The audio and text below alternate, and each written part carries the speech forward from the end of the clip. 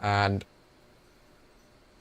doesn't look completely, there we go, it's continuing to close.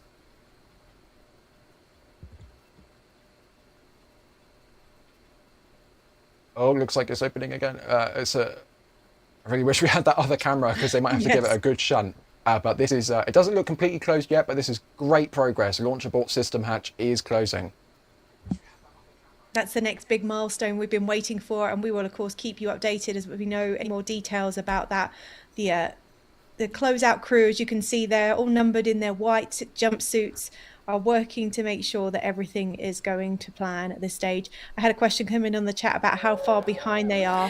Hey, Megan, I don't know if you heard that. It doesn't seem to be that they're that far behind, is what I'm going to say. We've got time in the schedule to sort things out, so we're not worried. In fact, if anything, we are positively glowing how exciting it is that we've got things going the way it's supposed to. And I believe at this point we've got Das come back on. Hi, John. It's good to see you. Did they close the hatch? We don't know. It's really difficult to tell at this point. If I'm honest, we can't see. It's like just off frame. Oh no, they're pushing. No, they're pushing. They're pushing.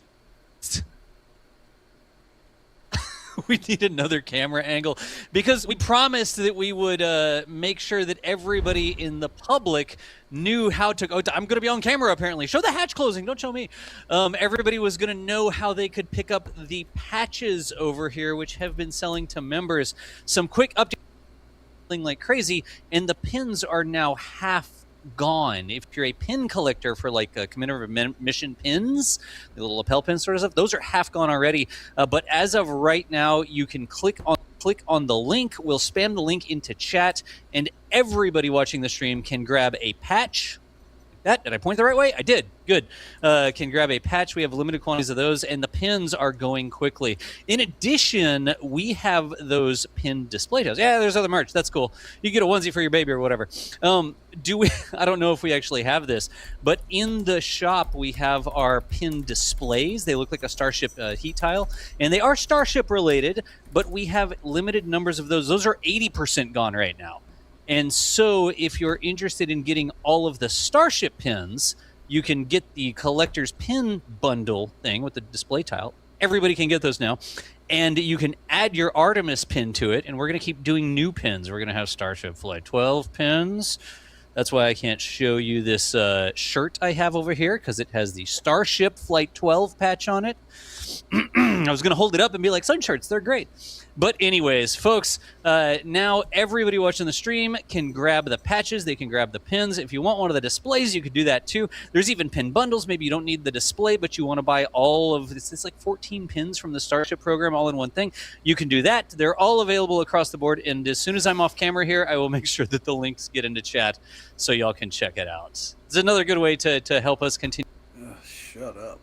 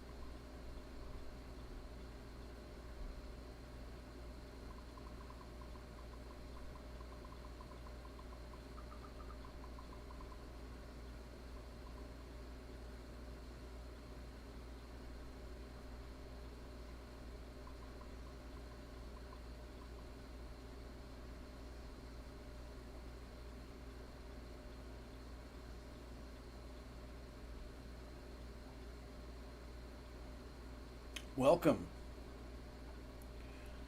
I've just got it muted because these loudmouths are just running their mouth about BS.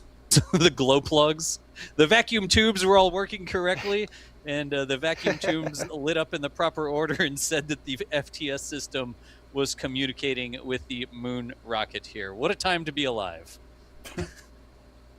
Oh, camera's on the move. Oh. Oh, they just cut away. I want to see what they're pointing the camera at. Did he? That was like the camera, and then you saw him having the camera in his hand, like going to. I bet you they're going around the seal, like Yeah, around I think the he's edge. inspecting the seal. I want to see the seal. show us that. That's a sentence. I want to see the seal inspection. You can tell that we're not officially with NASA here because we're like, show us the live camera inspecting the seal, please.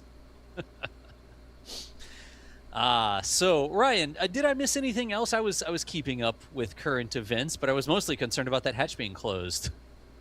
Yeah, I mean, we have been monitoring all of that stuff over the past couple of hours or so. I'm going to be honest, this part of the countdown is kind of the most spread out because we have an event at 3 hours and 10 minutes, 2 hours and 20 minutes, and then 1 hour and 40 minutes. After this point, the events are either every 10 minutes, every minute, sometimes every second as we get towards T0. But here on NSF, we've been watching, we've been hanging out with you guys, we've been keeping an eye on everything, and we've been progressing towards this hatch closure. I'm going to be honest, this is a big sigh of relief because we heard that blip from the range. That's the only blip we've had so far. Well, I should say the only blip NASA's had so far. We've had a few blips, but moving on. And apart from the weather, that's the only other thing. They're keeping an eye on the weather and that range item. Everything else, can you believe it? We are at 1 hour and 5 minutes to go. They've had one technical blip, they've resolved it, and they're keeping an eye on the weather. I mean, this is going so smooth. I don't want to jinx it, but it's going so smooth. I'm honestly shockingly impressed.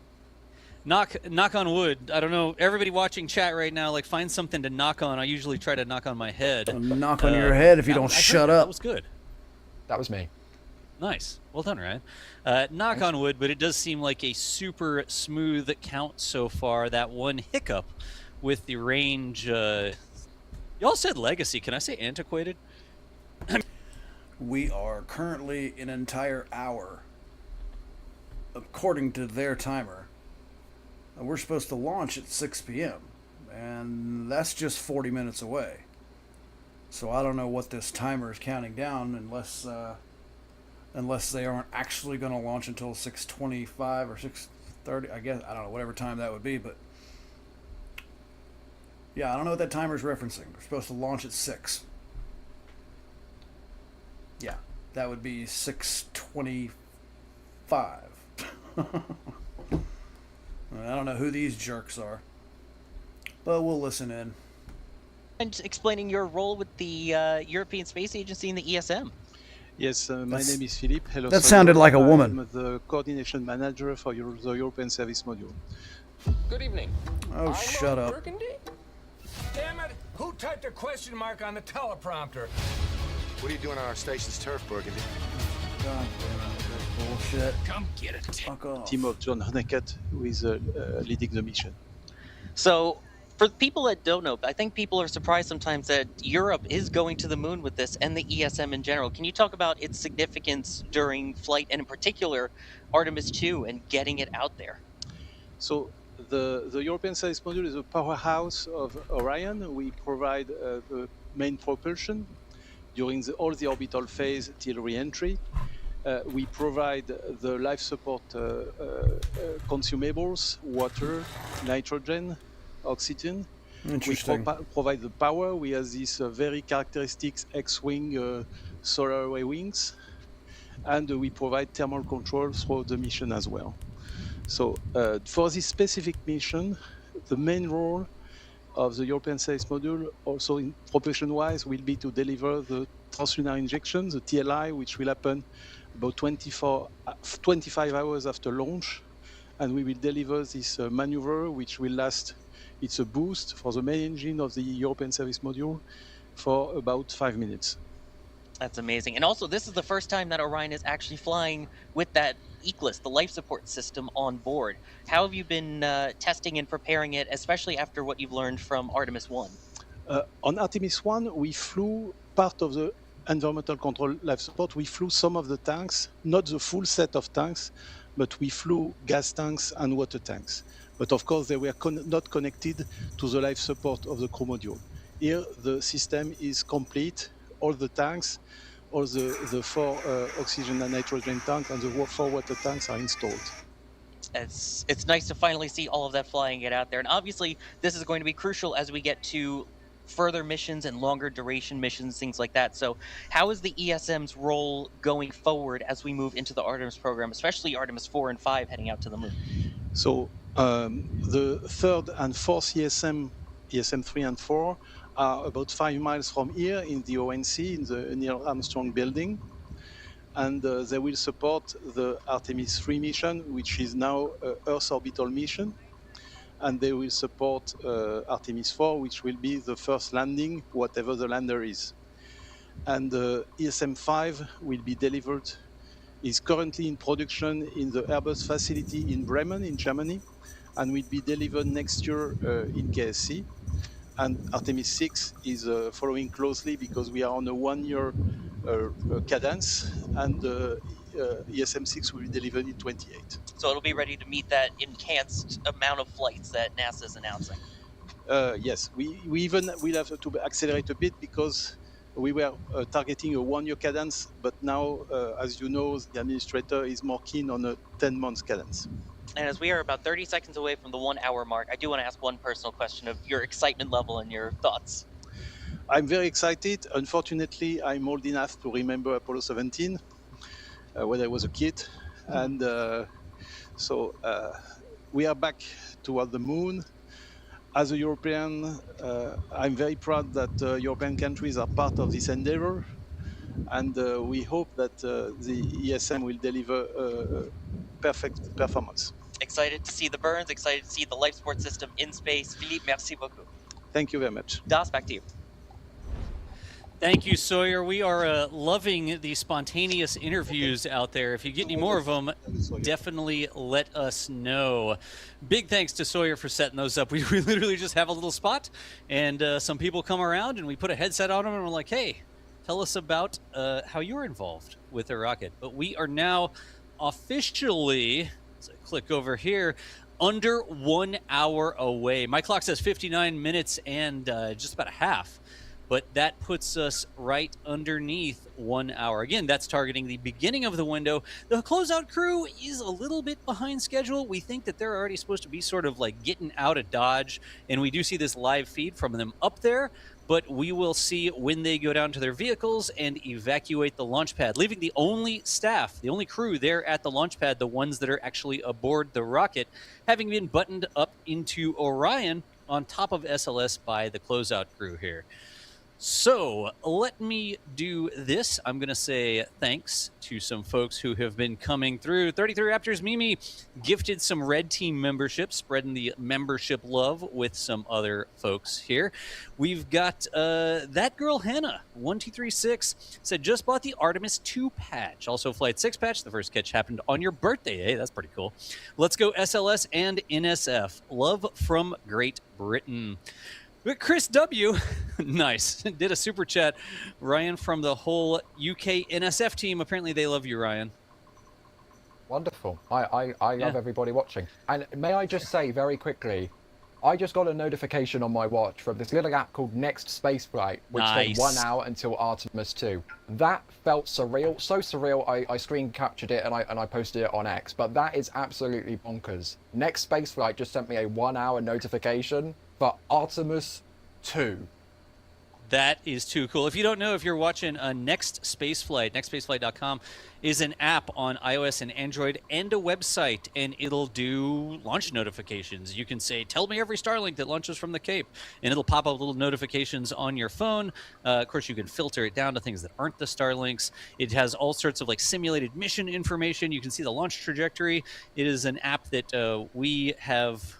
I guess we've created here at NSF. Yeah, it was created by a person who used to be here with NSF, and we continue to operate that app so all the space fans out there can make their phone go bing whenever they want to make sure that they don't miss a launch. So if you want, head on over and download Next Spaceflight. All right, and thank you for reminding me of that. I have my phone put away because I get too many messages, and yeah, I'm not going to read my phone right now. Continuing on.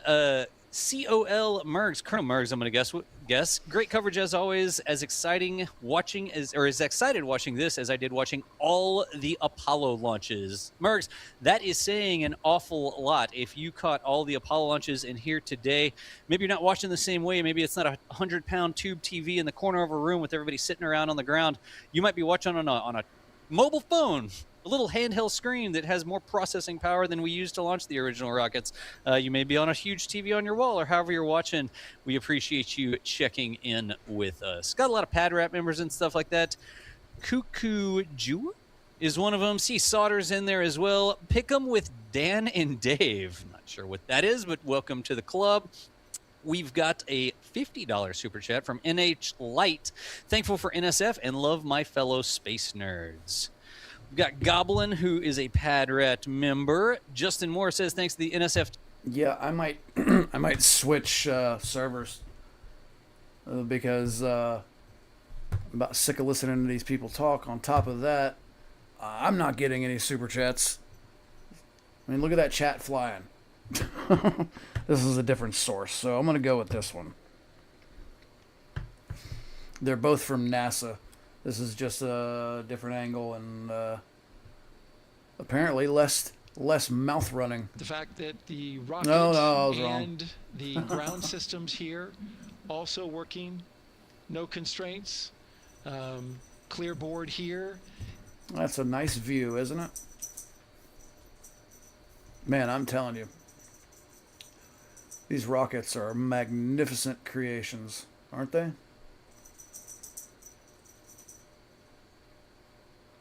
Human ingenuity sure is crazy. Yeah, you see this timer is longer than the other one. Maybe it's because it ain't live. There it is. Before they walked in the footsteps of every NASA astronaut launching from Kennedy Space Center since Apollo 7 in 1968. They walked outside the Neil Armstrong Operations and Checkout Building to greet a crowd of family, friends, supporters before getting it. Of the amount of people that are currently watching, were any of you alive when the Challenger exploded on national television? I believe that was what, 83, 84? No. I think it was 86. I don't really remember. It was somewhere between 84 and 88. I just don't remember, but I do know I was in school. Pretty sure I was in elementary school. I remember when that happened. Like, they let everybody out of school. They dismissed school altogether. It was wild. It was insane. Talked about this. People are still talking about that. Crazy. What a tragic occurrence. Has anybody ever heard about the conspiracy surrounding all that? Saying that it was done intentionally? I don't remember the entire thing, but it's pretty wild. Did you see what I did there? Something that I was pretty much a part of, that was part of my childhood. An outsider came up with some theory about it that was vastly different than what I was told, but I didn't get offended. What does that say about me, I wonder? I'll let y'all figure that out. All right. Man, you know every one of these guys is getting paid really well. Good for them. It always makes me happy when other people are successful. I don't know if I'm proud of them is the right way of putting it, but it's something like that. I'm happy for anybody who gains any kind of success, even while being a broke bitch myself. It's I feel that's quite an accomplishment, because I know plenty of people that get mad when they see other people succeeding. Like, what is wrong with you? Why would you? That's just jealousy to me. You're just too big of a loser and you can't be happy for somebody else's success. You gotta be mad. It's just childish. Grow up, you know. If you make a significant amount of money doing anything, if it's a one-time thing or if it's an ongoing thing for a career, I have the equal amount of I feel the same way about it. You know what I mean? It's a win.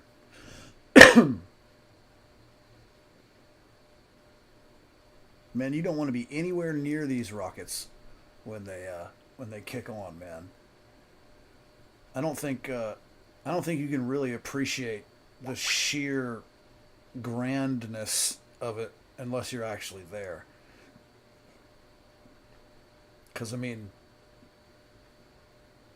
these things are huge. They're fucking huge. That's what, like the equivalent of a 10-story building at least, right? I'm just eyeballing this. At least. I don't know. If somebody wants to bring me up to speed in the chat, by all means, clue me in. Because I'm just eyeballing it.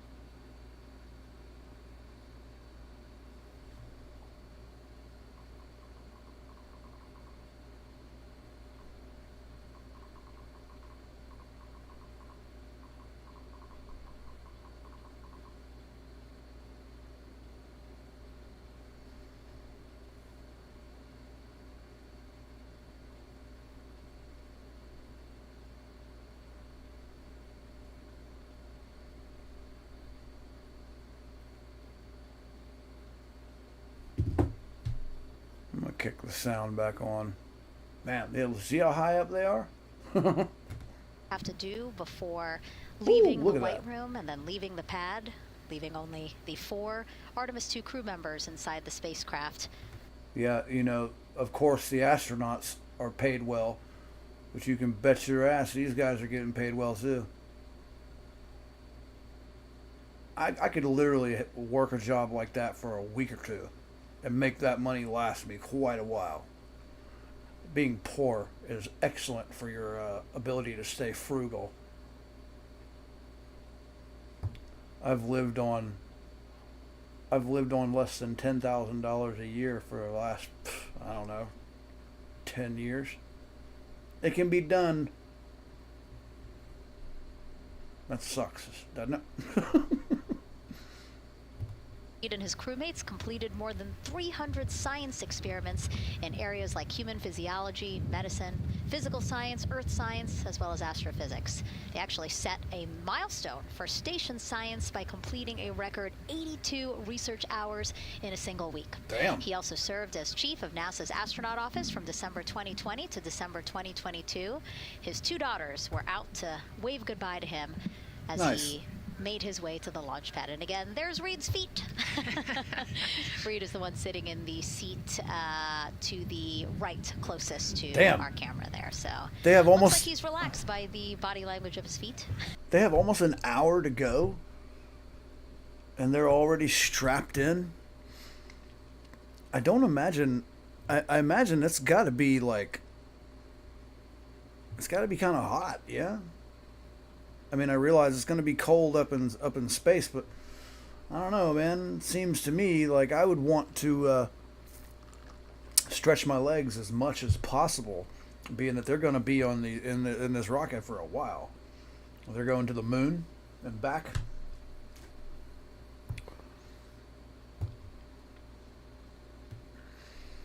I'm going to do some research here real quick, like.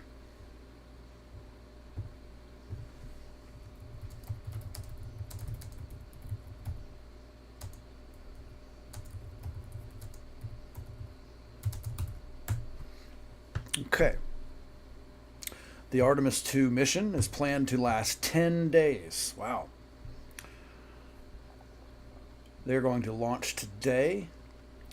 Crew members are Reed Wiseman, he's the commander. Victor Glover is the pilot. Christina Koch, It's coach. Mission specialist Jeremy Hansen, mission specialist from Canada. Mission objectives. The mission will send the crew around the moon, coming within approximately 4,700 miles of its surface. It serves as a test flight for NASA's Space Launch System and the Orion spacecraft, paving the way for future lunar missions. This mission marks humanity's first crewed flight to the moon since 1972, making it a significant milestone in space exploration. What are the specific objectives of the Artemis 2 mission during its 10-day duration? The specific objectives of the Artemis 2 mission include testing the Orion spacecraft and Space Launch System, rocket systems, validating life support, navigation and communication systems, and demonstrating capabilities needed for future lunar landings. The mission will also involve a crewed lunar flyby, marking the first time humans will travel beyond low Earth orbit in over 50 years.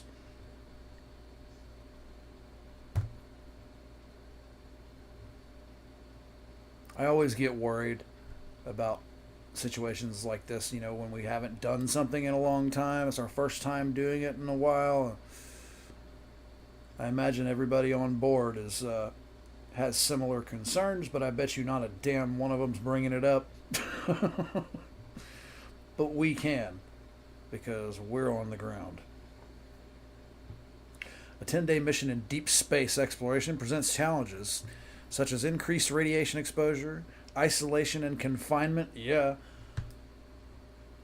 I imagine they have a little bit of walking around they can do, but not much. The effects of microgravity on muscle and bone health pose a serious concern. These factors can impact both the physical and psychological well-being of astronauts during their journey. Yep, I would agree.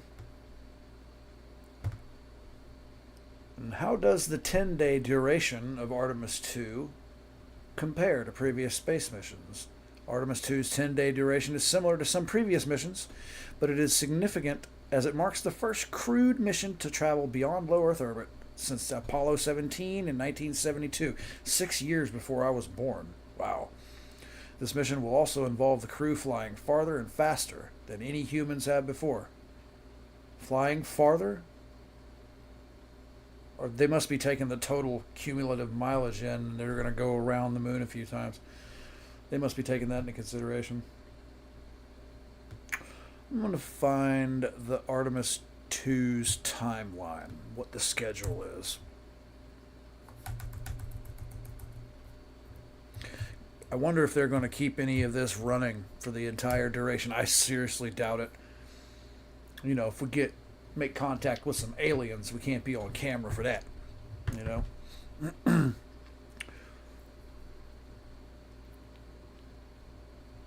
Okay, so phase 1 of the key phases here is liftoff, initial separations, system checks, translunar injection.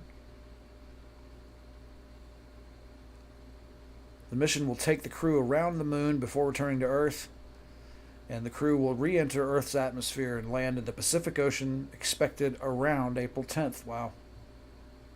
Wow. I actually have something I have to do on April 10th. So between now and then, during that time, is how long they're not even going to be on Earth. Man, I wish I could leave Earth for 10 days. I would do my best to find a way to never come back. I'd probably end up taking everybody with me.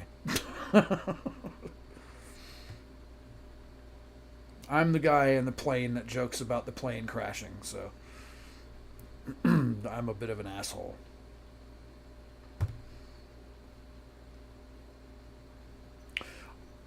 The rocket is scheduled to launch at 6:24. What did I say?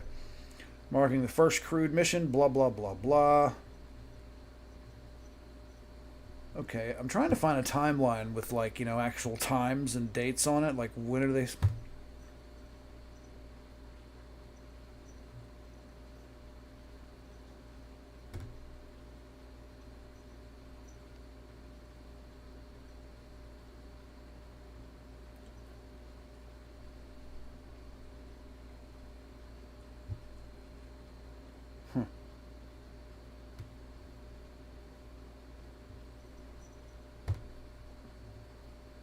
Where's Neil deGrasse Tyson when you need him? That's who they should have on camera talking, not these yuppies. I don't know any of these people. Oh, cool. So, check it out. I've got an image to share with you. That is the mission timeline right there. Launching, zipping around Earth, it looks like twice. And then going around Earth, around the moon once, and coming back. That's so cool. I always wanted to get the hell off of Earth.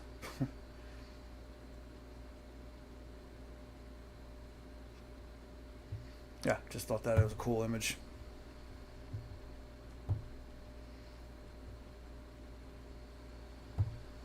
Making good time, and the closeout crew is doing really well. 41 minutes, 43 seconds and counting until the opening of our window. And Artemis 2 is a 10-day mission that will send the 4-person crew on a journey around the moon and back to Earth. What did I just say? It will be a critical step towards future lunar and Mars missions. Ah, here we go. There we go. On day 2, Orion will perform its translunar injection burn, firing its main engine to propel the craft all the way around the moon and back. So one burst. Wow, they're going to have one rocket burn, and it's going to send them all the way around it and back. Cool. Well, the crew will perform smaller burns over the following 2 days to correct their path as needed while practicing the highly choreographed program for their short sojourn on the lunar far side. On day 5, Orion will slip into the moon's gravitational sphere of influence. Whoa, okay. But it will not actually enter lunar orbit. Day 6 will take the Artemis 2 crew to the far side and briefly outside of radio contact with Earth. Depending on the exact timing of the launch itself, the crew may also break the record for the farthest anyone has traveled from Earth, which was previously set in 1970 by the crew of Apollo 13. They'll spend day 6 making naked-eye observations and taking photos of the moon, which at closest approach will appear as large as a basketball held at arm's length. Damn, that still seems kind of far. They'll also try to capture new images of Earthrise, the view of our planet cresting like a shimmering jewel over the desolate lunar surface. After their lunar encounter, the astronauts will spend the next few days prepping for their homecoming, especially atmospheric re-entry, which will heat the spacecraft's exterior to a blistering 3,000 degrees Fahrenheit on day 10. Then the smaller crew module will detach from the rest of Orion, and a sequence of parachutes will deploy to slow their descent for a tranquil 17-mile-per-hour plunge. 17-mile-per-hour plunge to splash down in the Pacific Ocean, where U.S. ships will be eagerly awaiting the astronauts' safe return.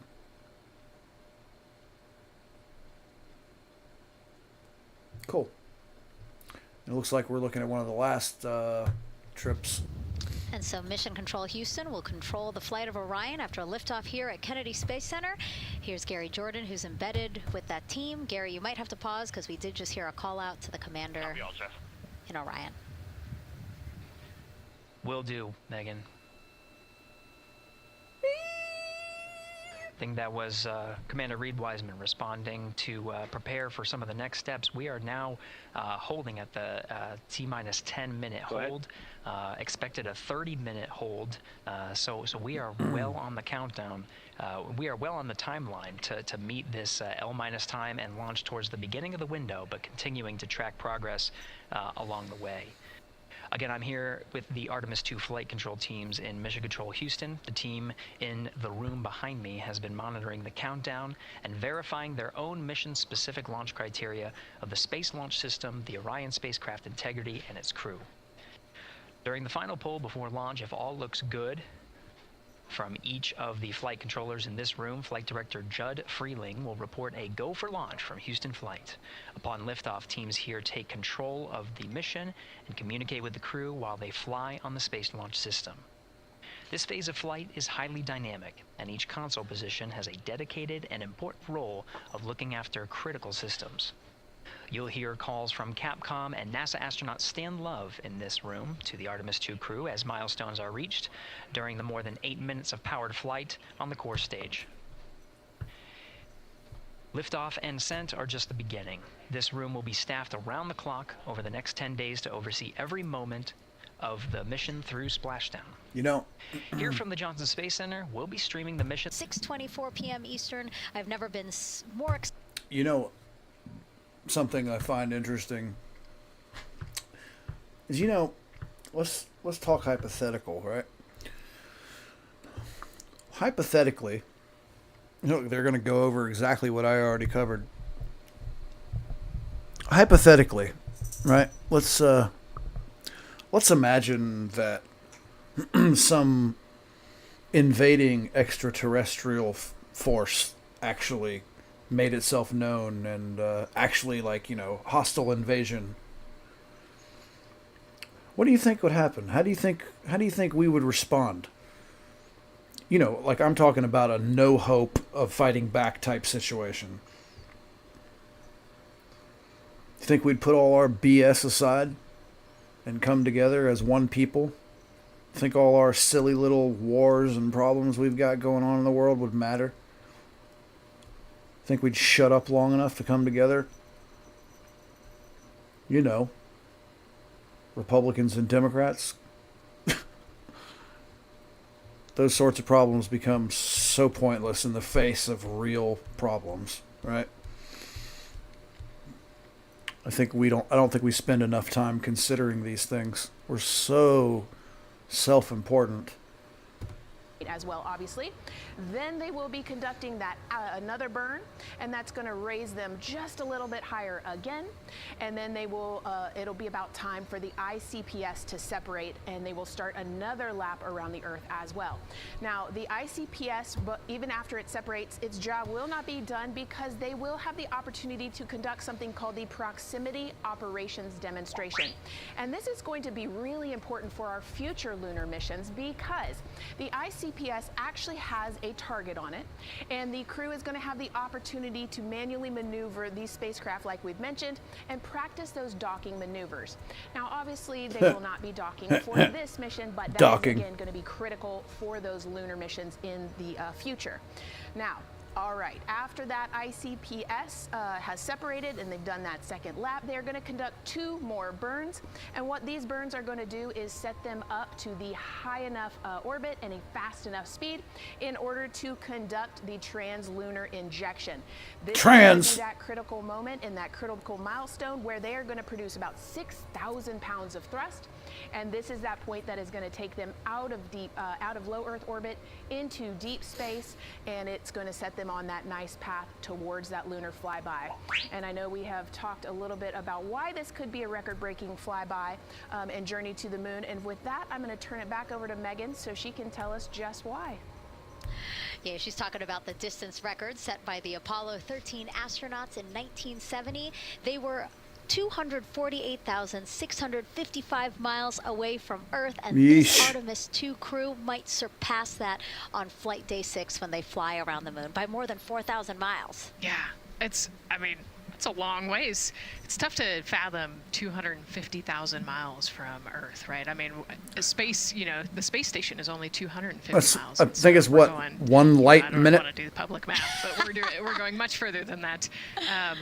But, you know, it's important, right? Because we want to get back to the moon. We want to see the surface. We want to see the far side of the moon. And the way we do that is by breaking distance records. Yeah, and the exact distance record depends on exactly when they launched, like the time, the day. So we'll learn more as we go into this 10-day mission with the Artemis 2 crew.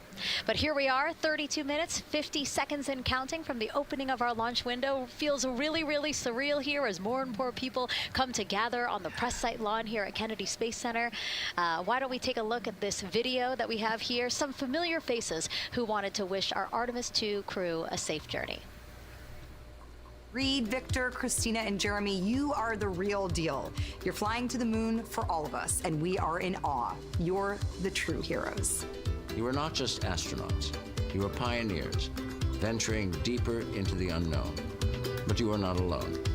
We will be all cheering you on from planet Earth. Hey, I'm Victor Wembanyama, and I play basketball in the NBA. But I'm not only interested in shooting hoops, I'm also interested in shooting stars. Oh, shut up. And all other types of astronomical phenomenon. And to the Artemis 2 astronauts who are shooting for the moon, I wish them good luck and Godspeed.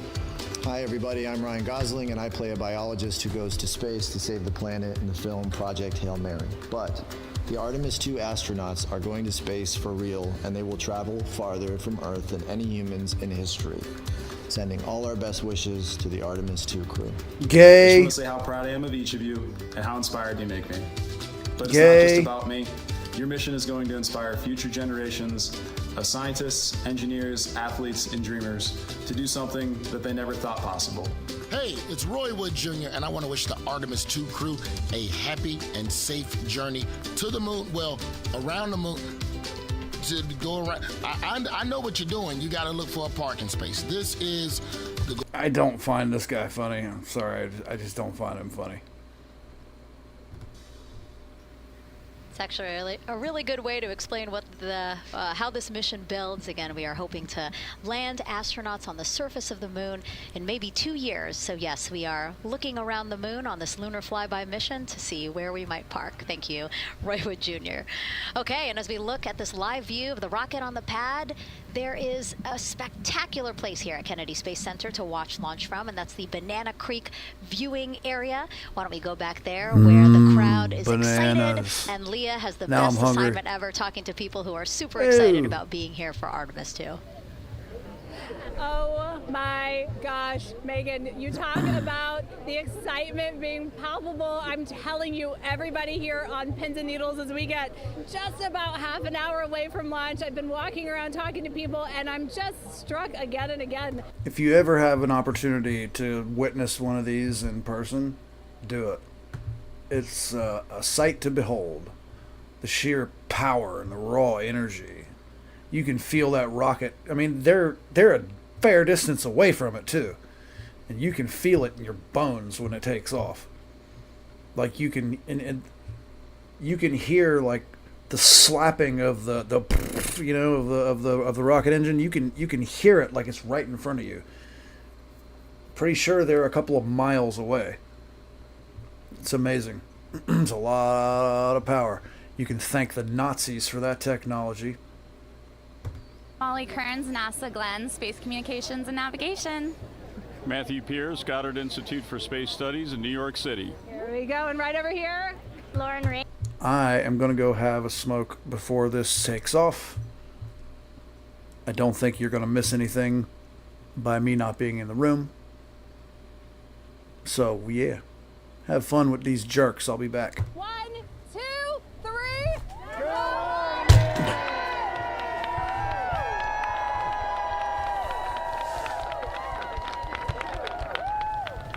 Oh my gosh, that made me so emotional. That was so inspiring to see. I mean, wow, yeah, that was great. I mean, just to hear everybody say their position, what they're doing to support this mission is amazing, and I'm sure this was something that really rang true and resonated with NASA's Administrator Jared Isaacman, again, to see the workforce come together to do the work and then to be here for launch. So why don't we actually go over to him now with our Jasmine Hopkins at one of our other viewing locations. All right, Megan, thank you so much. The energy here on the balcony is honestly becoming electric as we get so close to launch, and now we are thrilled to welcome NASA Administrator Jared Isaacman. Jared, we're really entering a golden age of exploration. How will Artemis 2 set the pace for the coming years? Well, I mean, Artemis 2 is the opening act, right? This is the test mission.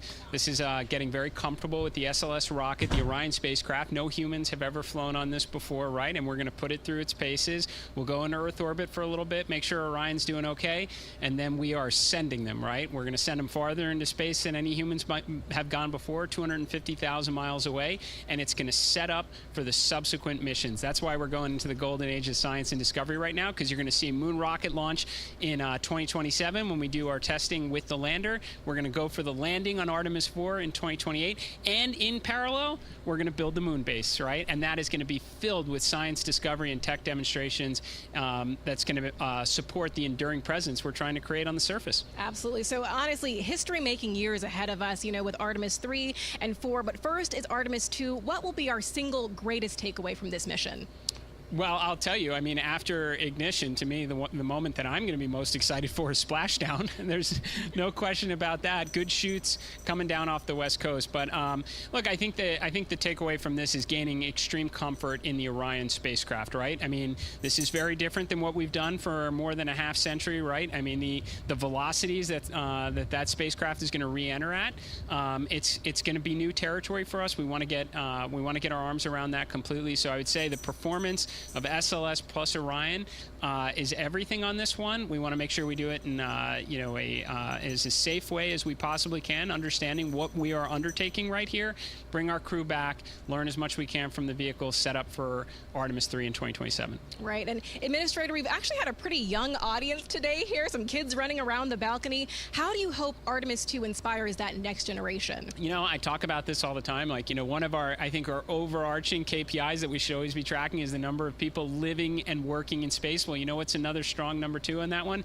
It's the number of kids that are dressing up as astronauts for Halloween, so that they grow up, that they're inspired to want to join in this grand endeavor, whether they come work with us here at NASA or they join in industry, but they're helping humankind venture out farther, pursue all the secrets of the universe. Yeah, I think we'll see a lot of kids dressed as astronauts this year. And finally, Jared, you've really made it a personal mission to get to know the people behind the work at NASA. Do you have any final thoughts, any final words before today's history-making launch? Yeah, well, one, I want to express a lot of appreciation. I'll tell you what, the 4 astronauts on top of Artemis 2 know this. It takes an army to pull a mission together like this, right? Across all 10 of our centers, all of our commercial partners, the international partners that come together to make this possible. My sincere appreciation for everyone who is currently working the mission right now, so getting them ready for launch, that will be watching over them in mission control, recovering this crew when they splash down off the West Coast. I have complete trust and confidence in your abilities. And everybody else who's not directly working on Artemis 2, Artemis 3 is coming up next year. When this mobile launcher gets back in the VAB, we're going to start stacking. Wow, plenty of excitement ahead of us. Jared Isaacman, thank you so much for being here. Thank you. Thanks for being here. Of course. All right. And with that, let's get back to the countdown with NASA's Megan Cruz. Under 25 minutes and counting from the opening of our 2-hour launch window, and take a look at all these people behind us. I literally, every moment I turn around and I see the clock, I am like, oh, wow. Oh, wow. There are more people and less time. Yes, exactly, which is a great problem to have. Yes. Now, this first crewed test flight of NASA's Artemis program coincides with the 250th anniversary of our country's founders signing the Declaration of Independence. Exploration is a part of America's DNA, and it continues now with our return to the moon. 250 years ago, 13 colonies laid the foundation for the greatest and most enduring democracy in the history of the world. One driven by courage, faith, and freedom. From that moment, we became a nation defined not by where we stood, but by how far we were willing to go. We conquered vast frontiers, invented tools that shaped a modern world.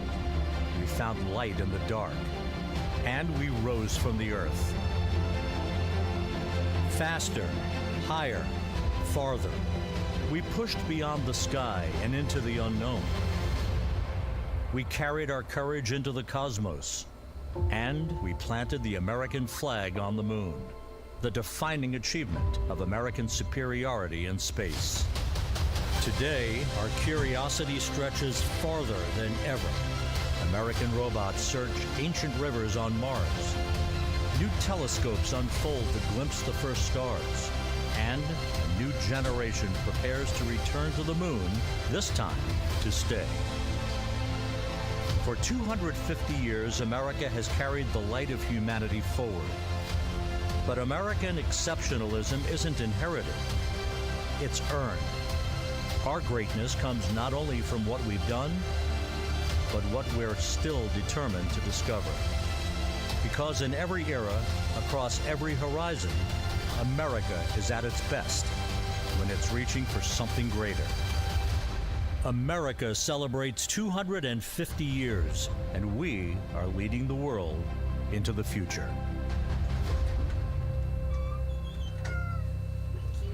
"22 minutes, 15 seconds and counting from Artemis 2, NASA's boldest test flight in a generation. The crew has said this often, that they hope it inspires children around the world. And recently, a group of kids here at Kennedy Space Center got a surprise of a lifetime while watching that rocket roll to the launch pad. That was my kitty.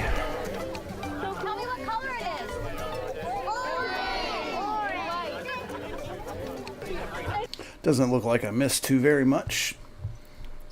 Thanks for joining us. I hope all goes well for this tonight. It's been a long time since we've taken on an adventure such as this. And I have well wishes for these guys. This is super cool. Being that it's a 10-day mission, I'm hoping that they keep these cameras on for us to see, but I highly doubt that they will. They'll probably cut the feed. They probably won't keep. I mean, I don't know. We have better technology now than we did the last time we went to the moon, right? As far as I'm concerned, they totally could, but I doubt they will.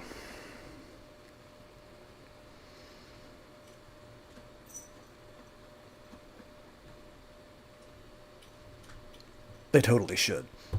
There you go. I like your dabbing astronaut back there. It's just so fun to see the enthusiasm, the energy, and a little bit of chaos. 3, 2, 1.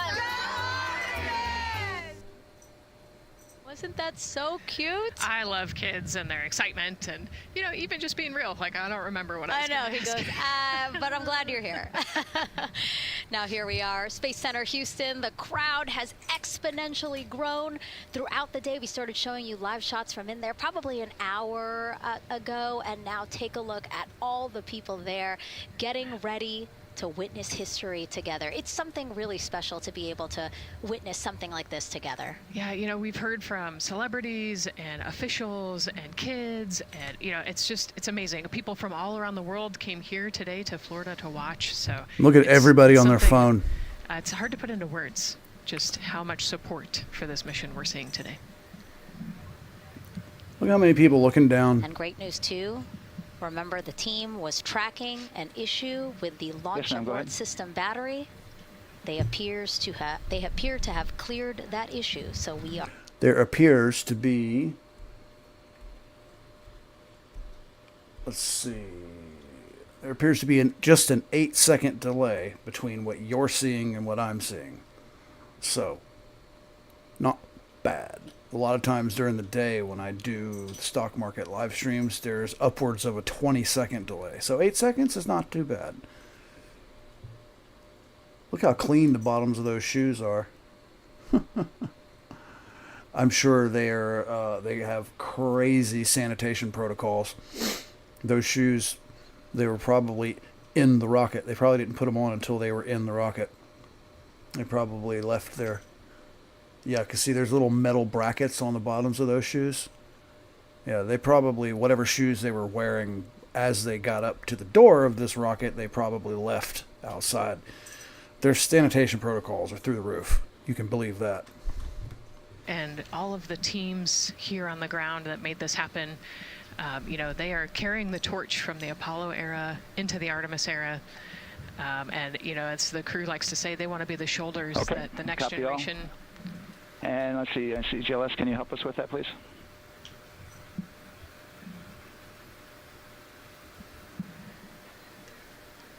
They want to be the crew wants to be the shoulders that the next generation can climb on. 001. You know, I think it's in their patch. We're going for all. It's in the name of their capsule integrity, representing humility and the professionalism of everyone that got them there today. So proud of them, we love them, we're excited for them, and we cannot wait to see what they see. Just leveraging everything we've learned so far as an agency, taking us from Apollo now to the launch pad here, 39B, with Orion and SLS poised to again fly us into the history books. And before we leave you now here at the host desk to get back into operations, we just wanted to answer one question for you guys. We asked you earlier on today, what are you most excited for? And we asked you to go vote on Instagram and Twitch. Instagram, you guys said launch. Twitch, you guys said lunar flyby. So I think you guys will all be very excited since we are now about 17 minutes from the opening of our launch window today. And so with that, as we approach terminal count, let's send it back to Daryl Nail in firing room 1. Daryl. All right, thank you, Megan and Nicole, and just want to give you an update on the launch abort system that you just reported that they cleared. They believe, they're convinced, this is an instrumentation failure. So there are 2 batteries on the LAS. The LAS, of course, and with the help of my 2-year-old son's model rocket, Daniel said I could use this, so it's okay. The LAS is right here. It's the tower above Orion. Orion capsule's inside of here. It's used to pull Orion off the rocket in case something's going on with the rocket, either on the pad or in flight. 2 batteries are bad. Well, I'm sorry, one of the 2 batteries reported an out-of-family temperature, and it was very much out of family. And so they checked their data going back into the vehicle assembly building where they recharged the batteries and worked on them. And they have good, solid data, they reported, that tells them that this is an instrumentation failure, that there's something wrong with the sensor. And so they took it before the mission management team, which has to accept the risk, any changes to launch commit criteria, which this would be one, and they all fully accepted it. So now we are clear as far as that constraint is concerned. And one quick thing as we count down now, we are getting into the final minutes before liftoff. There's a 2-hour window. We haven't quite set the T0 yet, but this is a list of the cutouts. There are 150 cutouts that are included for this 2-hour launch window, and that's important. They're in very small print. That's important because there's basically 16 minutes inside this window that they cannot launch. And these are because of small things flying in orbit. There's a lot more things in orbit than there were back in Artemis 1 when we had 35 to 40 cutouts. For that reason, because of these 156 cutouts, they're going to be managing the launch window as we go forward. So they may have to wait out one of these cutouts. They range in time between 2 seconds to 23 seconds, but you'll hear the NASA test director talk through that. We're getting ready to merge that loop from NASA test director Jeff Spaulding.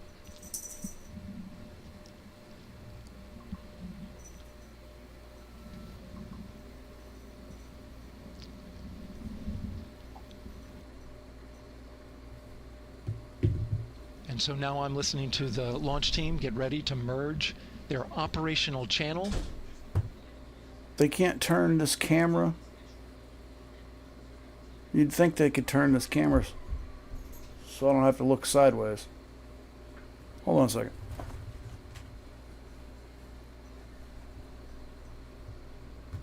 And that's terminal count, the final 10 minutes. And OTC, NTD on 212 for comm check. Good, comm. How me? I hear the same. STC? GTC? GTC's on 212. I thought I heard someone knocking on the door. It's hard to tell with headphones on. NASA Test Director Jeff Spaulding confirming communications with his team.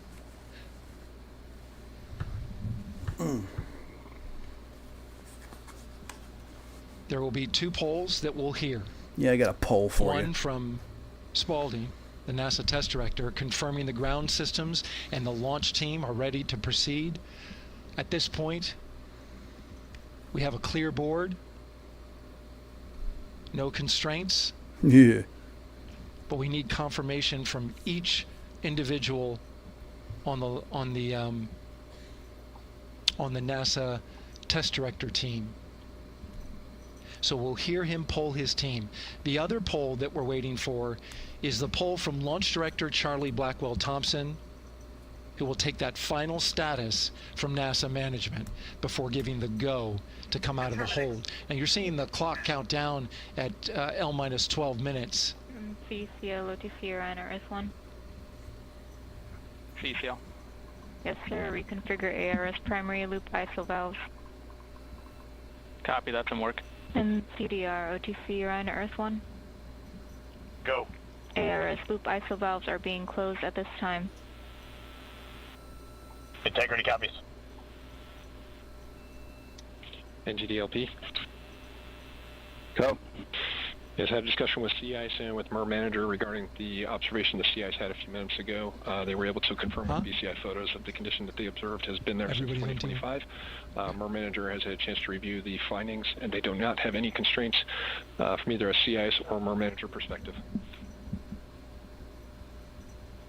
Okay. Copy all. And Launch Director, entity, you copy? Oh, yeah, I copy. I copy. That's good news. OTC, CCL 212. OTC. ARS primary loop isolation valve configuration is complete. Copy. Copy. 6969. Copy, copy. And CGLS NTD, cancel pending, please. Roger, CGLS roger. copies, and that's complete.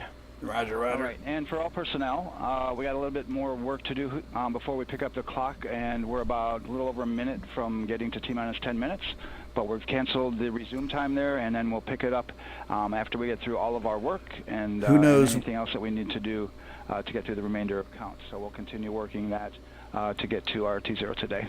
Who knows what the T stands for? So when we get to T-minus about 50 10. seconds from now, we'll extend that hold. Who knows what CVSE, the T OTC. stands for? CVSE 400 290, looking to verify that we are configured for ascent. Yep, give me about 2 more minutes. I'm going to start CMA2 streaming. Copy.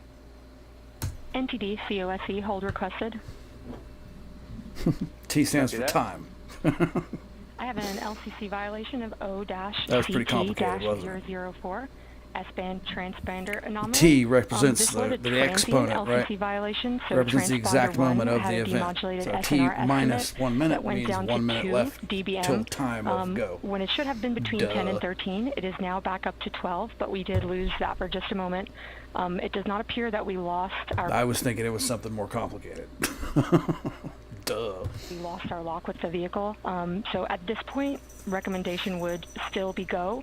However, we do have a pre-planned contingency procedure if we want to look at that. But Why is their again, this clock not transient, moving? So we're back in a nominal range. All right, let's see, LPE NTD. Yeah, we're not seeing Hey, that if hit, you're so I watching, guess do me a question for favor and COSE, hit was the that like less button. than 3 I'd samples? really Is that appreciate below our it. It persistence? would do this tiny little channel a huge Stand favor. by, let me look. It did look like it did persist for several seconds on mine, but let me take a look at the number of samples. Could I get a repeat on the It helps the channel affected way more than you LCC, think. please? Yes, ma'am, that's going to be O-CT-004. Thank you.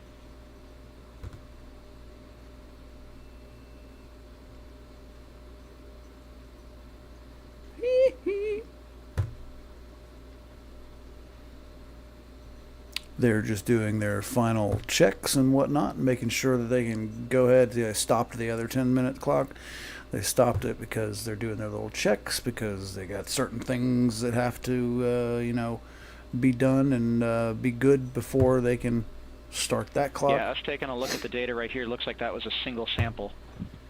Your mom's a single Yeah, sample. copy that. RFPS Find a great rental car deal with Kayak. lock I for don't about think so. 5 seconds. So I would love to ask KUS and see if they also lost lock with the vehicle for any extended amount of period. Extended amount of period. And COSE, while we're doing that, these are 1/10 hertz measurements, correct? So we would have had to lose it for over 10 seconds to get a second sample? Yeah, hey there, Mike. I see you on here. Yes, sir, that's correct. It is 1/10 hertz. All together, Yeah, so from our perspective, the allowance all is effectively up to... four Artemis rockets output close to 50 million horsepower. That would be the horsepower I would want in a 1970 Boss 302 or a 68, 69 Camaro. Well, you know what? You're not wrong, but I think you might twist the frame on a little. I'd be curious to know how much torque that is. But it sounds like they. I'm guessing it's a lot. I got your torque right here. Okay.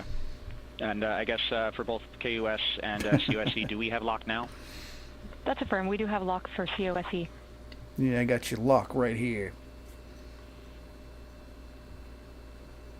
Damn, you've been here for a good so from the 16 minutes, Integration Council Mike? I perspective, didn't even notice we did you. have a temporary loss there within the allowable and per the requirement. Let's go. I also wasn't looking at the chat. Flight, we have lock and we have good telemetry here in GSE. And KUS has reported too they have good lock now. Yeah, me too. So with all of that, OSC, then are we in a go configuration per your LCC? For everybody on Rumble, they probably don't know what I'm talking about. I'm talking to a friend of mine who's in the chat on YouTube. All right, and I'm going to go ahead and just verify everybody has everything else complete, Launch Director, and if we do, we'll be ready to pick up the poll at that time. Yeah, you can Unless pick there's up my something else poll. that, you're aware of. I got a No, poll sir. for you to Let's pick go up. there. Man, y'all just walked into that one. And I would like one last check of our constraints list. All right, let's see. OTC, are you still waiting for ComConfig, or are you? That is affirmed, sir. Okay, is that your only open item? Yeah, OTC, this is CVSC. That 400 step 290 is complete. Copy. Roger, roger. Okay, so OTC, you're complete with all of your work? Yeah, I'm good. Yes, yes. All right, copy that. STC? STC is complete. And GTC? Yep. GTC is complete. GTC is complete. Okay, excellent. All right, and LPE, just want to verify we have no open constraints at this time. No open constraints. We have a clear board, sir. Yeah, we're good over here too, sir. Okay, tracking the same here. Okay. And Launch Director, with that, we are clear and ready to All right. pick up the launch readiness poll with your go. You guys take the rest of the day off, okay? All right, sir. I am go for the poll. Yeah, you go for this poll right here. All right. Thank you. And for all personnel, this is the NTD conducting the Artemis 2 launch readiness check. Sweet. Verify ready to resume count and go for launch. Sounds good. OTC. TC is go. STC. STC is go. GTC. C's go. MCO. TO's go. Safety Console. The safety council is go. LPE. LPE's go. RTD. RTD's go. Houston Flight. Houston Flight is go. ROC. Rock is go. And CDR. Cruise go. Copy that. Thank you, Reed. And Launch Director NTD, our launch team is ready to proceed at this time. And STD? All right, NTD, I copy all. At this time, I'll perform my poll. Yeah, you performed this poll right here. Attention on the net. This is the Launch Director performing the final poll for launch. Verify no constraints and go for launch. This is EGS, DIC. EGS, Program Chief Engineer. DICK. I'm a 69. Let's Copy, go. thank you. Copy that. EGS, Chief Safety Officer. The Artemis CSOs are go. Copy, thank you. Range weather. Launch weather is go. Oh, yeah. Thank you, LWO. And Artemis, MMT Chair. BLO MFT's 69. Thank you, John. You're welcome. And Integrity Launch Director. Your mom? Please send your mother. Good to hear your voice, Charlie. PLT. Whoa, somebody's got a robot. Thank you, Charlie. This is Victor. We are rolling for our families. MS1. This is Christina. We are going for our teammates. Look at her and her Diet Mountain Dew. This is Jeremy. We are going for all humanity. For all humanity, he Our says. Artemis 2 crew is go for launch. Full send. I copy that. Reed, Victor, Christina, and Jeremy. On this historic mission, you take with you the heart of this Artemis team, the daring spirit of the American people and our partners across the globe, and the hopes and dreams of a new generation. Yeah. Good luck. Godspeed, Artemis 2. Let's go. Yes, sir. Let's go. And into the Launch Director. Go ahead, Launch Director. Yes, sir. Don't forget to lock your You doors. have a go to proceed with countdown. Copy that. I'll put it in work. All right. CDR, NTD. Now we get to start this 10-minute clock. Your risers and initiate short purge per your EPROC 10.1.1, steps 8 and 9. 10.1.1, 8, 9 going to work. .1.1.1. Copy. CVSE NTD. Start and verify recordings of our Orion cameras. In the butt, 69. Okay. Roger, roger. Well, there you heard it. RSR NTD. RSR. They're getting ready to start terminal count. In the butt, roger, roger. 10-4-69 Currently at for your mom. T-minus 10 minutes. Once we wrap up this last bit of work, SNA arm rotation enable complete. we're going to start that clock. Copy that. Thank you. Oh, yeah. Ooh, yeah. They really should be blasting some metal. You know, I would love to hear some dun dun dun dun dun dun dun dun dun dun dun dun dun dun dun dun dun as this rocket takes off. That'd be awesome. You heard an issue, worked in real time with telemetry lock on the Orion. It was transitory. It was very short. They checked the data, confirmed that they had a good lock. This was with the S-band transmitter on the Orion. Worked through that issue, looked at the data, and cleared it. All with the world watching. Yes, sir. Impressive work by the launch team. So we have a 2-hour window, which starts in just a few minutes at 6:24 p.m. Eastern Time and goes until 8:24 p.m. Eastern Time. For what? And ECL NTD will be waiting for your verification on the short purge. ECL copies. You heard him. About to have a purge, guys. 10 minutes until the purge. And then we'll proceed with the terminal count. You guys heard it here first. In 10 minutes, we're officially going for a purge.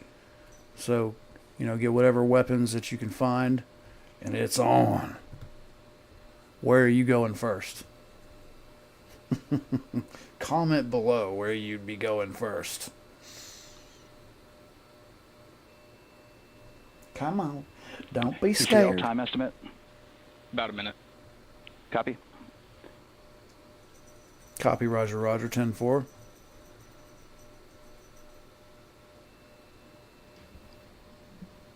Can you guys send up a pizza before we go?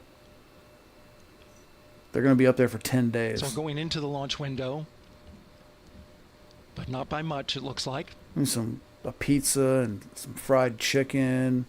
Just wrapping up some final work. A big old bacon cheeseburger. And once that's completed, you'll hear NASA Test Director Jeff Spaulding ask for the ground launch sequencer operator to go ahead and start the clock. Yeah, guys, this friend of mine just made a good point. This isn't actually a manned mission.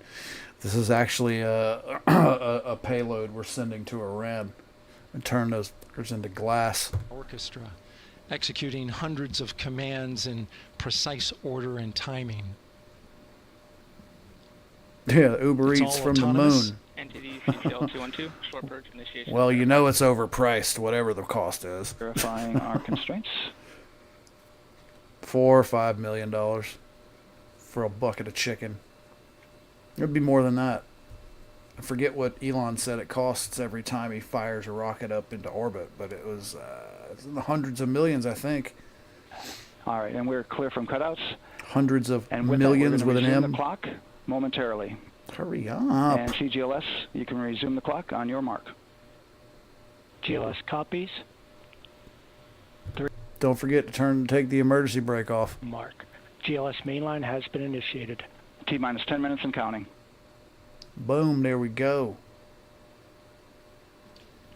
And that begins terminal count. Our new T0 is 6:35 p.m. Eastern Time. 6:35 p.m. Eastern Time. We are now counting down to liftoff of Artemis 2. And we are only 6 seconds of a delay now. Somehow we caught up a little bit. From now on, you're going to hear 2 voices on the loops. No, you're going to hear 3. If everything goes nominally, NASA Test Director Jeff Spaulding, who's directly managing the launch team, and Alex Bendelos, the GLS operator who closely monitors the software. Not my manager. He has the ability to stop and restart the countdown. No way. Yeah, I can too. I just hit pause. A lot of people ask about whether there's a launch button. There certainly is not. Flight and Rock, our new T0 is 22:35:12. Hope they topped off the gas tank before they hopped in. Affirm. There you heard confirmation of the exact T0, 6:35 and 12 seconds p.m. Eastern Time. All right. Again, we are looking at just under 9 minutes until the rocket takes off and hauls ass into orbit. Again, to recap, if you haven't been here, this is going to be a 10-day mission. As soon as we get into orbit, we're going to circle the Earth twice, and then we're going to have I forget what the poundage of the burst, the rocket burst that we're going to make, but it's going to be one big burst that's going to take us all the way around the moon and back. But yeah, with in space there's no friction, so there's nothing to slow you down. So that's all you need. And they're going to have a little bit left over just for maneuvering, just a little bit more fuel to burn to do some maneuvering. They're going to go around the planet, or around the moon, and they're going to take pictures. They said that they're going to be within about 4,000 miles of the moon, and it's going to be big enough in their field of view. It's going to be about the size of a basketball at arm's length. So, hold your arm out as far as you can and imagine that there's a basketball. That's what the moon will look like to them. They're going to take a bunch of pictures of the far side of the moon. They said that they're going to be taking pictures of Earthrise over the horizon on the moon. And then they're coming back, and they'll be crashing down into the ocean on April the 10th. A 10-day mission. I sure wish that we'd have a feed for the entire 10 days. That would be pretty cool. But they're not going to do that. Nope. They won't let us see the aliens. Safety hardware that protects the lives of the astronauts. 25,000 miles per hour. Yeah, the fastest that we've ever traveled. You can thank Elon Musk for that.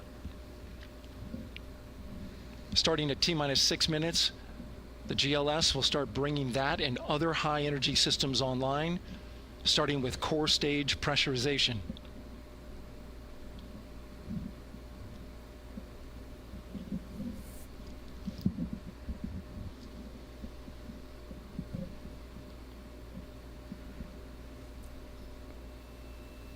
If it wasn't for Elon Musk, this probably wouldn't even be happening.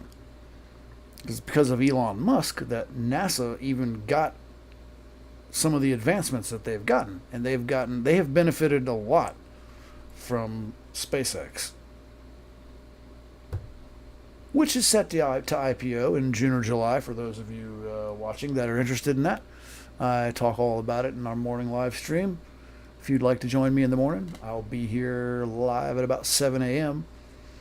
until about 10 a.m. Also, when this is over tonight, I'm also going to be live streaming President Trump's speech that he's going to be giving, which should be quite interesting considering the letter that was just put out from Iran, where Iran actually addresses the citizens of the United States. That letter was full of absolute and utter lies. If you don't believe me, go watch my 2 videos about Iran and Israel. I'm not going to get into all that right now, but I just wanted to put it out there. I'm going to be live streaming Trump's speech tonight at 9 p.m. It ought to be absolutely fireworks, man. So be here. Of the mission. GLS is go for FTS arm. Now work is being done to arm the flight termination system. This is so the range safety can send a flight termination command if the rocket flies too far off track. There's a brief built-in delay so the launch abort system has time to pull the astronauts to safety. Wait, what do you mean, if they're off track? These guys are rocket scientists. You're supposed to not let that happen. Indication that the RS-25 engines, all 4 of them, are in the proper temperature range for launch. All right, T-minus 4 minutes and change. Just a matter of time now, baby. Ha ha, get it? I kill me.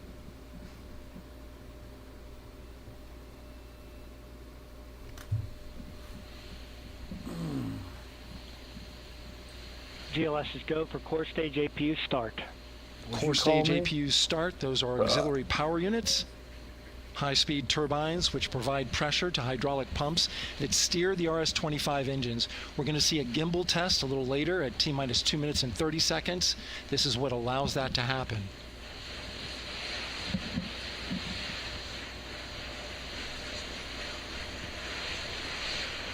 Coming up in about 20 seconds, we're listening for go for purge sequence 4.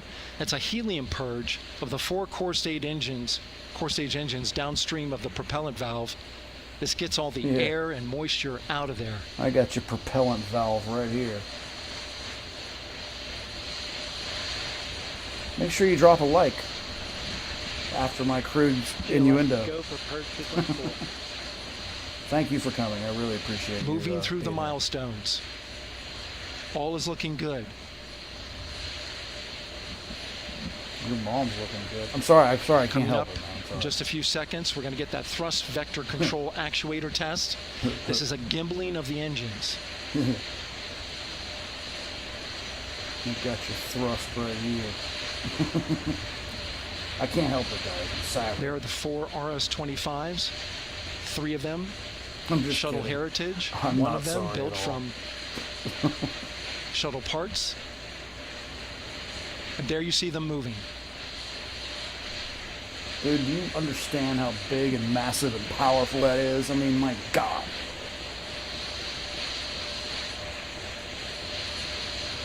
I've always Now been we're going to start moving the power in absolute from awe both the upper stage and the lower stage of the rocket to internal. of rocket Taking science. It's ground awesome. power away and now going to battery power. And just in case you were unaware, GLS is go for I would upper like to stage point out power. that you can thank the Nazis for this technology. Yes, Our you power can. is removed from the rocket's upper stage, the ICPS, and it's been switched to battery. Same milestone for the lower core stage coming up at T-minus 1 minute and 30 seconds. 1 minute and 30 seconds. Right now, the 4-person Artemis 2 crew is 248,000 miles away from the moon. And if all goes well, they will fly by it in 6 days. Damn. It's going to take that long to get there? GLS is go for core stage to internal power.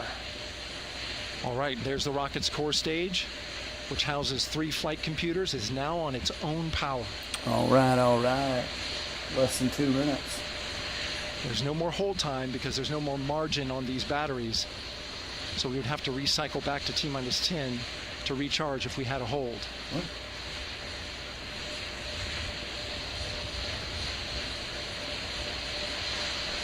One minute.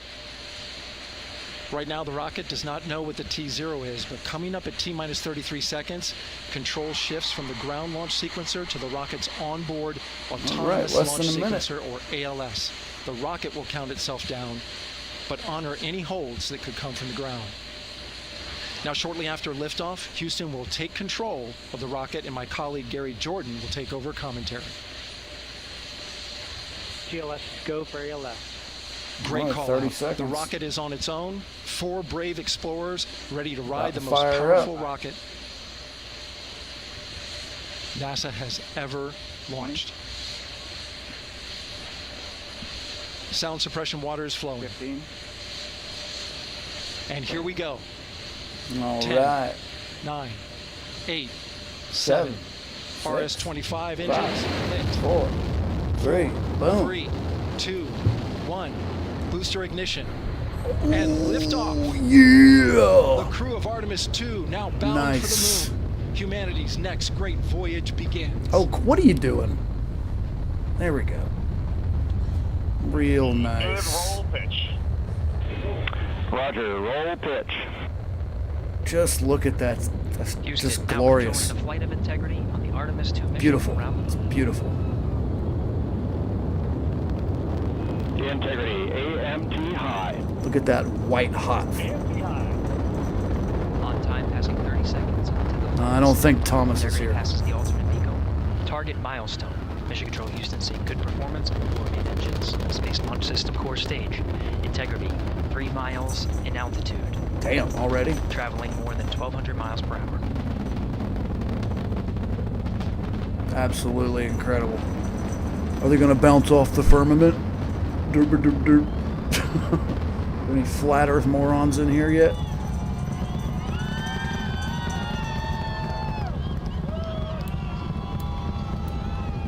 Where's my flat earth idiots at? Where are you at? 1 minute. Why aren't you people ever watching these things? On, Ponce de Leon. Stan, we have you loud and clear on Ponce de Leon. Have you the same? Communication signal transfer confirmed as Integrity and its crew go supersonic. Approaching 90 seconds into the Artemis 2 mission. It's a mission elapsed time standing by for that I've cropped out so you guys don't have to see it. The chat. Rocket booster separation expected at the 2-minute 9-second and mark. it is just flying. These people haven't stopped to watch the rocket. The chat's just flying. Like, put your damn phone down, people, Confirmed and watch. separation. Main engines throttling up. Oh wow, look at that. Converged. That is cool. Integrity. Cool. Guidance converged. Performance nominal. Upper stage RCS ready. Awesome. Copy all, Stan. I love these multiple angles. Integrity. SM priming complete. SM priming complete. 2 minutes 45 seconds of mission elapsed time into the Artemis 2 mission. Thrusters on Integrity and upper stage confirmed in a ready state ahead of service module fairing separation. I got your thruster right here. Real nice. 3 minutes into the flight. Integrity 49 miles in altitude, 78 miles downrange. Nice. Now passing 5,000 miles per hour. Wow. That's so cool. There it goes. Nice. I like how they queued the camera up at that moment, right, to watch that fall off. That's so cool. Standing by for launch abort system jettison. Houston Integrity. Good last jettison. I don't know. Copy jettison. Team Eco 8+02. Look at that. Sail on board, Stan. The smoke plume is still there. Loud and clear on Tidris at the Carmen line. Now, how long are they going to let us watch all this? Outstanding, Stan. When are they going to cut it off? When are they going to 3 cut minutes 50 seconds into the flight of Artemis 2, Wiseman, Glover, Cook, and Hansen cross the boundary to space with good comm checks. GPS signals acquired after last jettison now working on internal checks to verify accuracy. Flight Dynamics Officer analyzed the time of main engine cutoff, confirmed at 8 minutes 2 seconds, time of MECO. it? Miko? That's who I bought my first car from.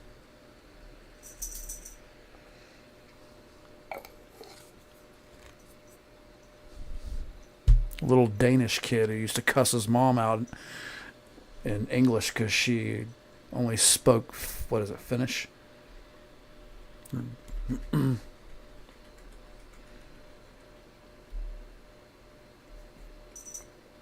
Look at the sun. Integrity. GPS processing. You know why it's stuttering. Outstanding, Stan. We see the same, and we have a beautiful moonrise. We're headed right at it. It's probably because of the Approaching 5 minutes into the flight, Commander Reed Wiseman confirms he has visuals of his destination. Is that GPS radiation? guidance, navigation, and control software finishes internal checks and sends to navigation channels. Integrity. 3 engine press. 3 engine press. On time, now passing 5 minutes 20 seconds of mission elapsed time into the Artemis 2 mission. At this point, 3 good main engines are all that's needed to carry Integrity to a nominal main engine cutoff target. Nice. So Though at this time, we're seeing 4 the hard good part's engines in over. Mission Control Houston.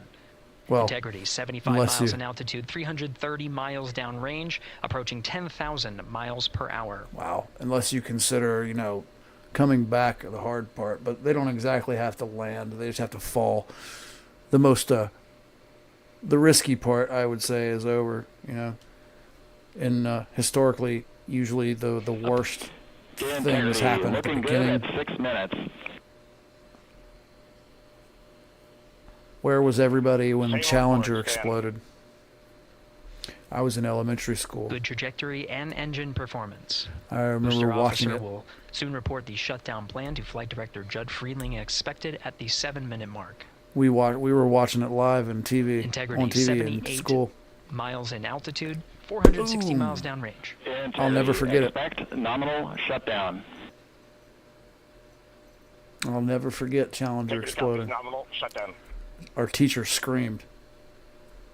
And then they dismissed everybody from in school. 6 minutes 40 seconds of mission elapsed time. Shutdown plan is as expected. I was in elementary Again, school, the time so of if you MECO were was confirmed at 8 minutes 2 seconds into the flight. if you were in the 9th grade, you're 8 years older than me, so I was I in the 1st grade? I feel like I might have been in the 2nd grade.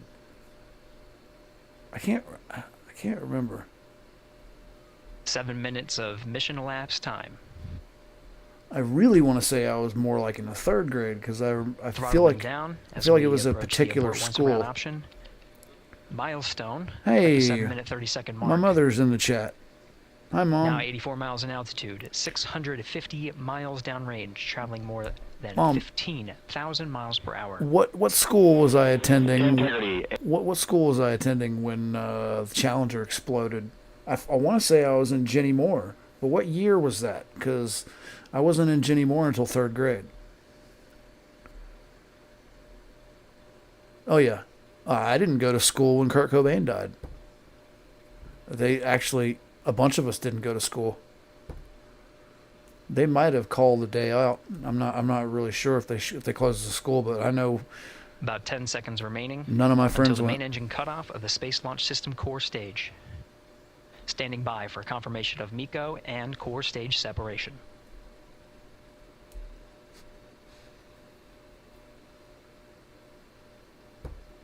MECO, that's funny.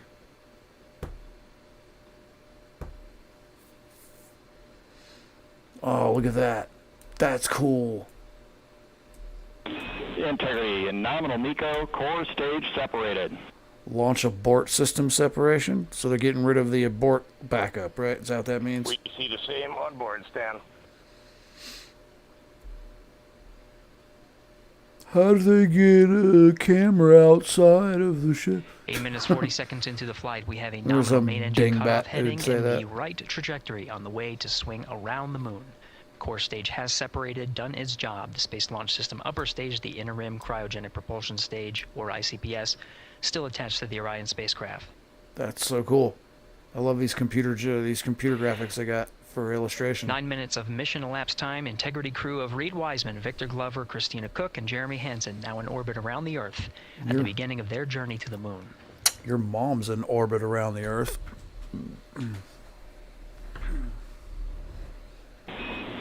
Integrity Houston, looking ahead to PRM numbers so far per the pad. The numbers. Yeah, I don't imagine it's going to keep going for too long. But Numbers per the pad. this is directly from NASA, so no news, people. I didn't want. Capcom Stan Loves I didn't want now reminding the crew to be that interrupted the, by news perigee people. raise maneuver time of ignition is as expected prior to booster ignition. So, as long That as time it's going to being go 49 on, we'll minutes, have it. 50 seconds of mission elapsed time.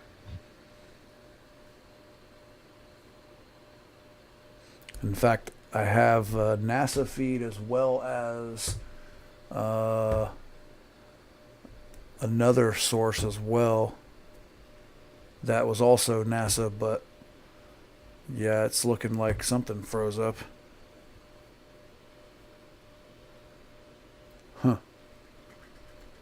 The chat died. Yeah, the internet's still going. It's just looks like the feed crapped out on us. Let's check another source and see. There we go.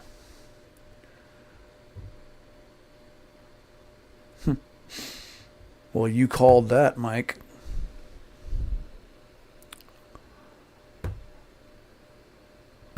Let's see. And Integrity Houston for PWD setup. Just a reminder, halfway open on the secondary. The sound is still coming through, though. That's kind of halfway open.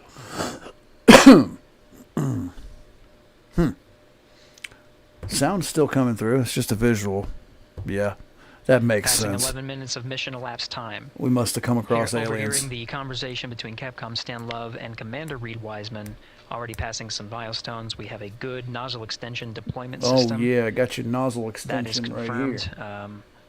Complete. We also have the visors are confirmed up now past the dynamic phase of flight that is ascent. The No, 250,000 miles their is launch and the entry complete suits, distance. It's going to take them 10 days. Dude. They were only going 10,000 miles an hour. Come on protection. now. They've only Now, been not as needed. they've only been They're launched going to for raise 10 those minutes. Do the visors. math. And later in today's mission, they will begin to egress or get out of the suits to begin some of their initial tasks of activating some of the systems aboard in the Integrity spacecraft. No, I don't.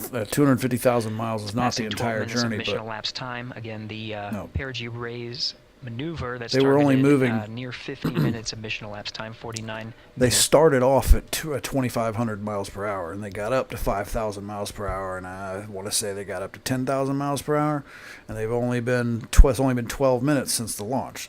So at the most, that's like 70,000 miles. I'm taking an average of those speeds and multiplying it by 10. Of their activation over the Orion to Earth communication. Yeah, I see the thing that it says right there, 240,000 miles. Oh no, that's what's remaining. Yeah, it's counting down. So it's 241,000 miles remaining. That's what that is. 2 minutes to maneuver. I wonder what this 227 miles is right here.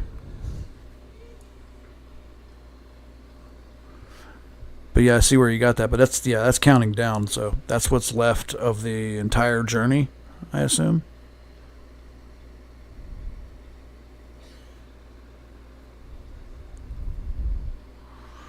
Come on, why can't I see anything 13 else? minutes and 30 seconds of mission elapsed time. We're going to continue to follow the There crew we of the go. Artemis 2 mission. They are beginning their journey Hey, around the moon to look at all verify the little systems red that will take lines in us the to screen. its surface. An That's from incredible radiation. ascent. Artemis 2 is underway. Reed Wiseman, Victor Glover, Christina Cook, and Jeremy Hansen begin their journey to the moon. Still milestones to come up as we await solar array deploy and the critical burns that will get Integrity into high Earth orbit around the Earth I got your before burns engines right are here. fired to get us around the moon. We'll keep tabs on Integrity and its crew from here in Mission Control Houston. But for now, we're going to send it back to you, Megan and Nicole at the Kennedy Space Center. Very jealous to hear how the launch experience was over on the Space Coast.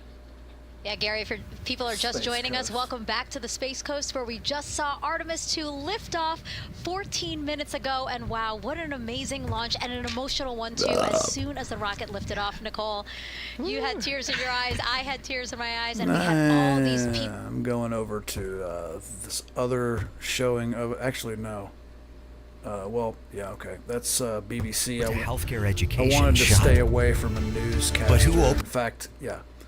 See, there's NASA, and then I also had NASA something else up. Well, let's see what Fox is saying. And we're pretty much They are done. truly breaking some barriers, and hopefully, as Gary just said, they've got a long day ahead of them. So A wishing long them well day. and everything. But so far, what a beautiful launch. Yeah, they got 10 long days.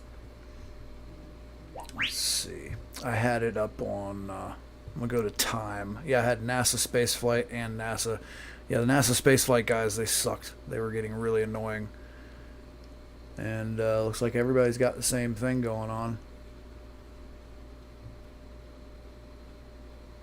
Yeah, the same people are talking on all the channels. Space flight now. Yeah, it looks like everybody's got the same footage going on. NASA. I'm going to go to space flight now and see if they've got anything a little more entertaining. No. Well, somebody's got a microphone on, but nobody's talking. Yep.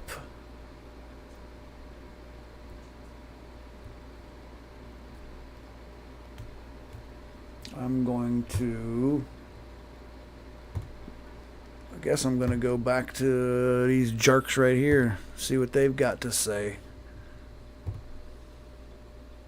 Artemis 1, we learned a ton of lessons. We learned a ton from the wet dress for Artemis 2.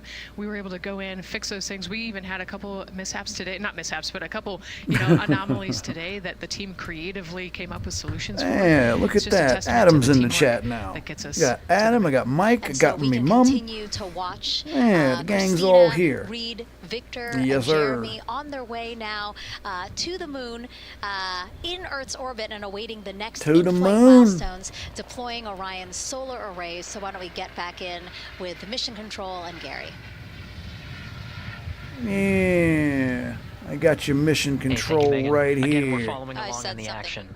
It is a long day. They have a number of procedures they need to get to immediately in I their got you. timeline. I got your nozzle thrust right here.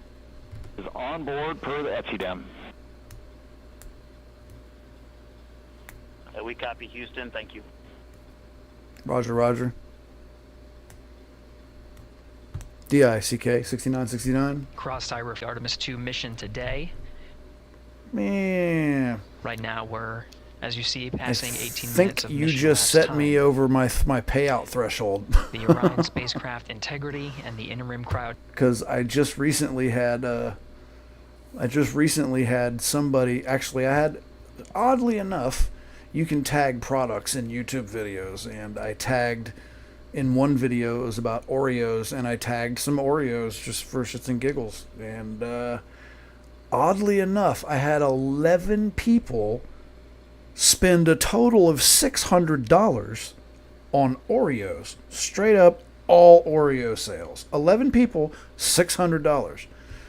Out of that $600, I get $9. So that was my latest jump up, and I just had a video it's about to break 25,000 views in one day, and it pays like 20 cents per 1,000 views. So it's like the first time I put a video up that paid more than 20 cents in the first hour. So yeah, coming right along. There'll be a Dollar General on the moon before Bojangles, you can bet that. Solar array wings. And in fact, that's what they're going there to do now. That was the official news. I got the inside scoop. That's that's official. Dollar General, they're heading to the moon now to plant the yellow flag. And there will be a Dollar General there within probably about 6 hours. It'll take them to put it up. Those people move fast. Better be ready for it. And you'll be able to buy all kinds of garbage as soon as you get to the moon. Talk about convenient. It gives the flight control teams a little bit more flexibility. Yeah, Integrity Houston, update on Tedra's Yes. handover for your pad. Yes, that Kit Kat heist. I want to say, wasn't that like a race car that was made out of Kit Kats or something like that? Yeah, it was something like that. It wasn't 20 tons, but it was a lot. It was a shitload, that's for sure. But I seem to feel like it was a race car, like a NASCAR, not a NASCAR, sorry, like a Formula One car, made out of Kit Kats. It was something like that, something ridiculous. Which I got to be honest, if I had the opportunity to steal a car made out of Kit Kats, I'd probably steal it too. I don't know what the hell I'd do with it. They probably didn't know what they were going to do with it either. They probably just happened upon it and were like, dude, we got to take it, let's go. And they just jumped in with no plan. That's probably what happened. Nobody plans to steal a truckload of Kit Kats. But if they do, I sure would be interested to... I'd love to have been a fly on the wall of that conversation. The planning of it all. I mean, did they write this shit down? Yeah. That would be pretty interesting. Well, guys, it would seem that that's about all we're going to get. There's no more information coming. Currently orbiting Earth at an altitude of 545 Yeah, I want to know. I want to statute hear miles this. above the Earth. They are in a near-Earth network communication system. The tracking and data relay satellites, geosynchronous satellites that are stationed about 23,000 miles above the Earth. Yeah. Caramel and After the the oil, after and raise the oil burn that occurs later pan. today, the burn itself will put them in an altitude that surpasses the range of the tracking and data relay satellites, and they will transition to the deep space network today. And integrity for prop messages, Deep Space two Network. temperature measurements right near the line. It's that momentary message you saw earlier. We're going to suppress those. It's CM helium heater 2 T1 and heater 1 T1. They're going suppressed. Deep Space Network, huh? Integrity, thank you. We see the same. They're talking about communications. I'm sure it's just another network that's designated as deep space, but that's some interesting nomenclature.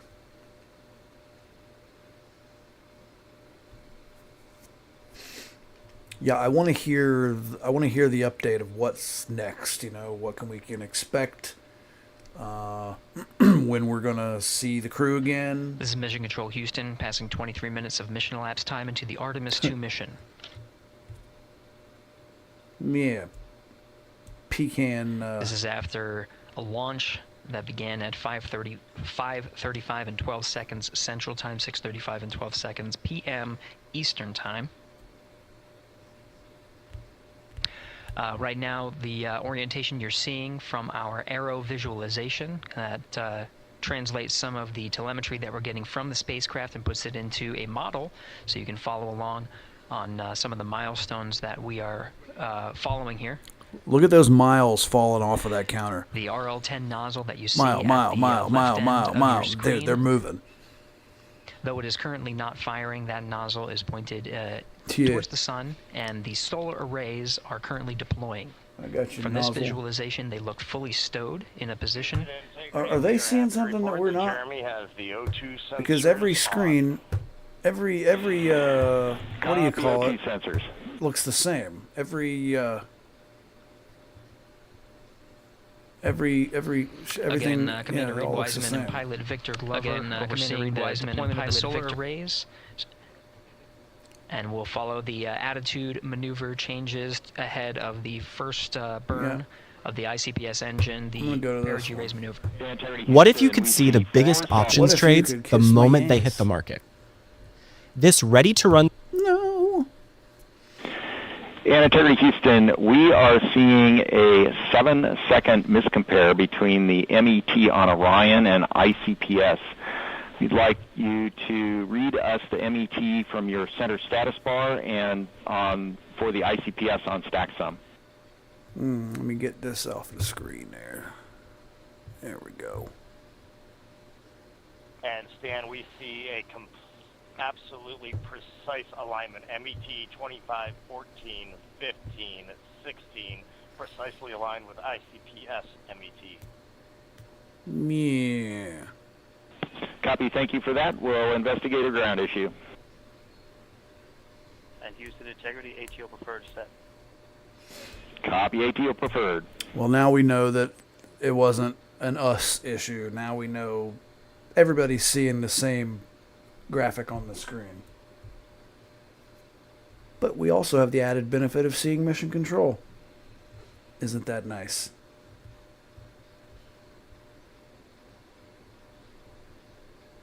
I want an update so we know what the timeline is going to be. I mean, I know what the timeline is, but I want to know when we can expect to actually see something again, because they're not going to keep this up for 10 days. But they should have some sort of feed going, you would think. But I highly doubt that we're going to see the entire thing for the entire time. There's always going to be bugs, and, they're not going to let us see the aliens, so. But I would like to know when, I'd like to know when we can look, when we can expect to be able to see something worth seeing, and how long this is going to be on here. Because, you know, if this is it, I'm good with wrapping it up, but I don't want to miss something, you know what I mean? Because at some point, like their plan is they go into orbit and they're circling Earth twice, and then they're going to do their big burn that propels them all the way to the moon, around it, and back. But it shouldn't take too very long to circle the Earth twice. I'm pretty sure they circle the Earth once in like 20 minutes or something. So, you know, after an hour, once it gets to be about 7:30, they're going to be leaving Earth's orbit. I would assume that's about when it's going to happen. Hello there, Gungdamessy30. You were with me during my live stream this morning. Good to see you, buddy. You missed the whole launch. You can back up the stream if you want. If you want to go back to it, you can back it up about 30 minutes, 35 minutes-ish. It was pretty spectacular.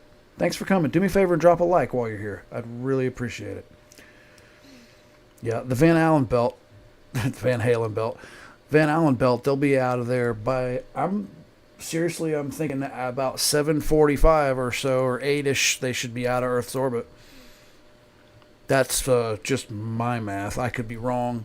There might be something else I'm not taking into consideration. But, you know, they got to circle Earth twice, and that's not going to take an hour.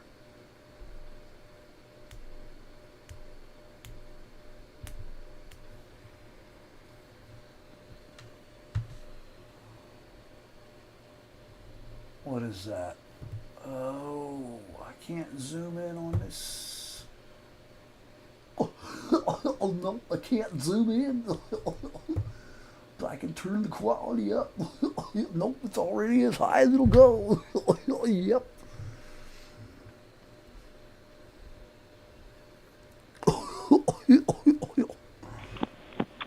Integrity for GNC, we're taking channel 1 to unfiltered and to BFS. Okay, Stan, we're watching. Go ahead. God, I wish I could be on the horn talking to these people. I totally. Adam, you know about me screaming in the in the Nextel. Beep beep. Oh, Nextel made a mistake making those things.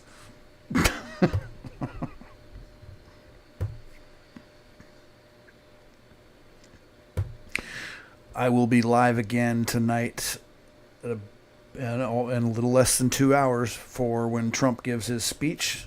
Anybody here that wants to join me for that, I will be here.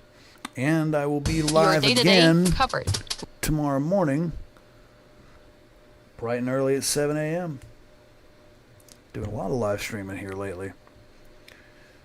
Yeah, I appreciate everybody dropping those likes. I appreciate y'all being here. I appreciate the donation. Man, I'd be listening to Slayer or something. I guarantee you, I know what song was played if they were ever allowed to bring music up there. I guarantee you somebody has played Magic Carpet Ride, because that was the song that Zephram Cochrane played on the first warp engine flight in Star Trek. I like to dream. Yep. Mm-hmm. Guarantee you, if anybody had the opportunity to play any music on any space flight at all, guarantee you that's the song that was played. Guarantee you. Because, you know, those people are all going to be nerds. I mean, you're going to space, so Star Trek. Definitely. Definitely. Guaranteed. I would wager money on that. Adam, you still with us?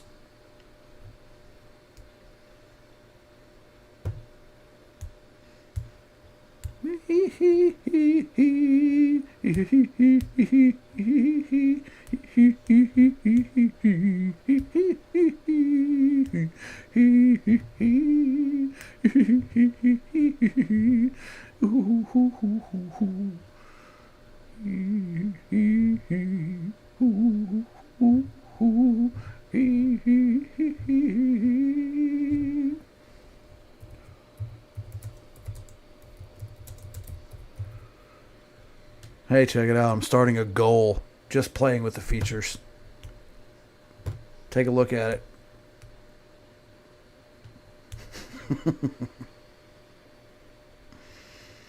Oh, yeah.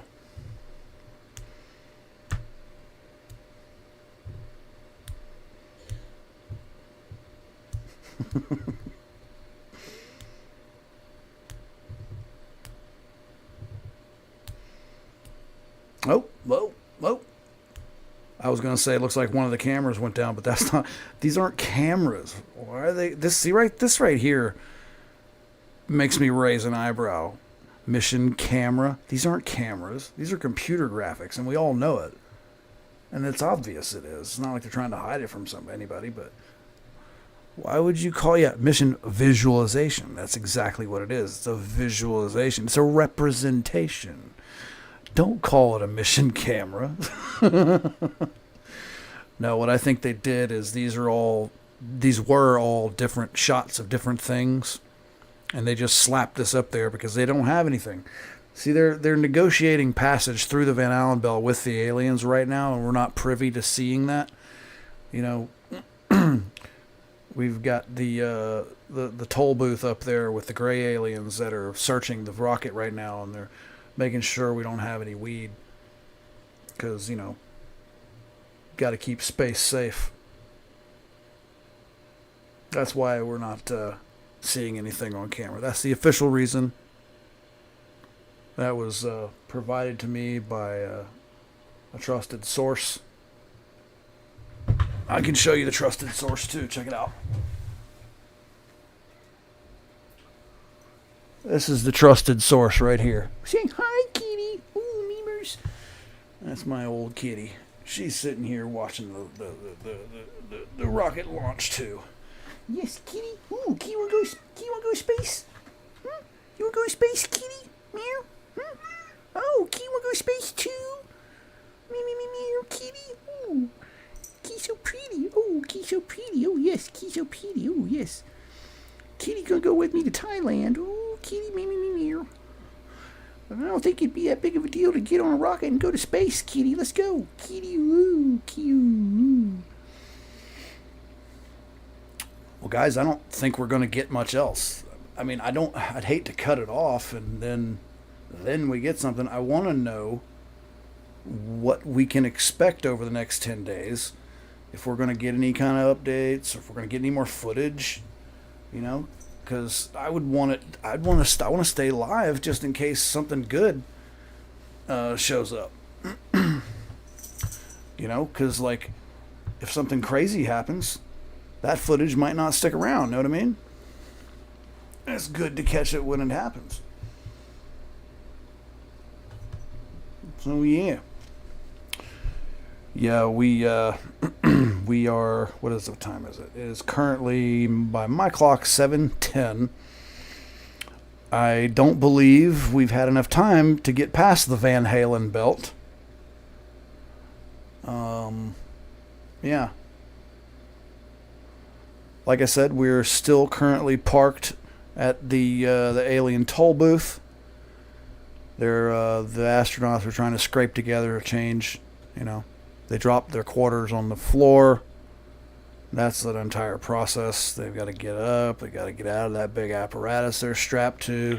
Integrity Houston, updated PRM numbers when you're ready to copy. There we go. They're telling them how much the toll is. All right, Houston, we are ready to copy. TIG is 2 seconds earlier at 4 minutes, 48 seconds.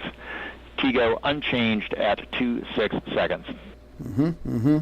That's code for 50 cents. 49, 48. That's total. Yeah, that's with tax. Last call for a cheeseburger, leaving the Van Halen belt.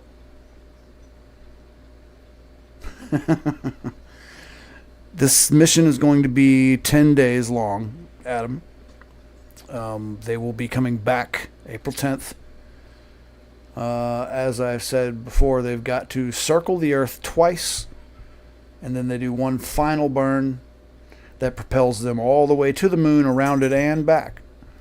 which they will have a little bit of fuel left for maneuvering and whatnot. But yeah, so upon launch, they have to circle the Earth twice, which circling the Earth once only takes, 20 minutes or so normally. So I can't imagine, since they launched at like 6:30, I can't imagine it's going to be too very much longer before when your credit card purse before they scattered leave on our different atmosphere apps, and keeping they are track of gone, them before can they feel like a chore. cross the Van Get a Halen belt. cleaner view with the Cards Optimizer from Intuit Credit Karma. So that's why I'm waiting to see, because we're not done. You know what I mean? I want to get the last little briefing from them.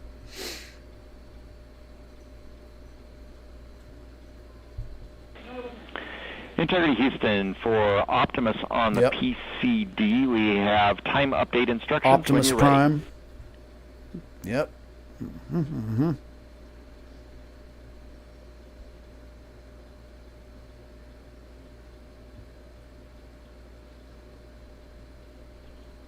And Houston, Integrity, we copy. Hands are pretty busy at this time. I think we will call you back when we're ready. Yeah, my hands are a little busy right now. All right, that one is not urgent. 2 minutes to maneuver to PRM attitude. We are watching and concur. 90 seconds-ish, maybe. Did he actually say 90 seconds-ish? Is that the technical term?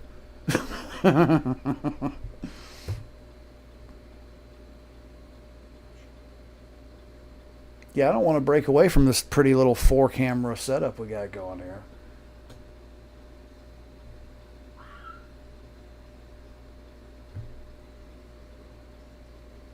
I'll tell you what. I'm going to find something on another thing while I leave this. Come on, piece of shit. Excuse my French. Don't you know? Damn, that chat's flying. Look at this chat.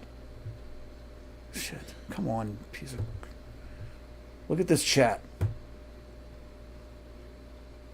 Oh, yeah, now you're not doing it.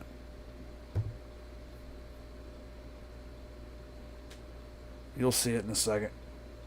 Come on. Come on, you poof. Look at these bastards with their 366,000 likes. Me and my puny 5 likes. Do you want to drop a like? Integrity Houston, MCC polls go for PRM, pending attitude and saws. Yeah, I got your poll right here. Hey, we copy. MCC is go. Maneuver starting. Yeah. Yeah, I'm looking over at Fox. They've got one of these 4 cameras that I just saw. And CBS has got the 4 going on. I'm just seeing if anybody has anything different at this point, but it doesn't look like it. It seems like everybody's got one of the 4 cameras that I'm showing. So nobody else seems to have anything really. There's a few other people streaming it. 1,000 people watching. I need more people watching my stream. Okay. BBC News has just 2. Let's go with that. Let's see how it is. Yeah, poof.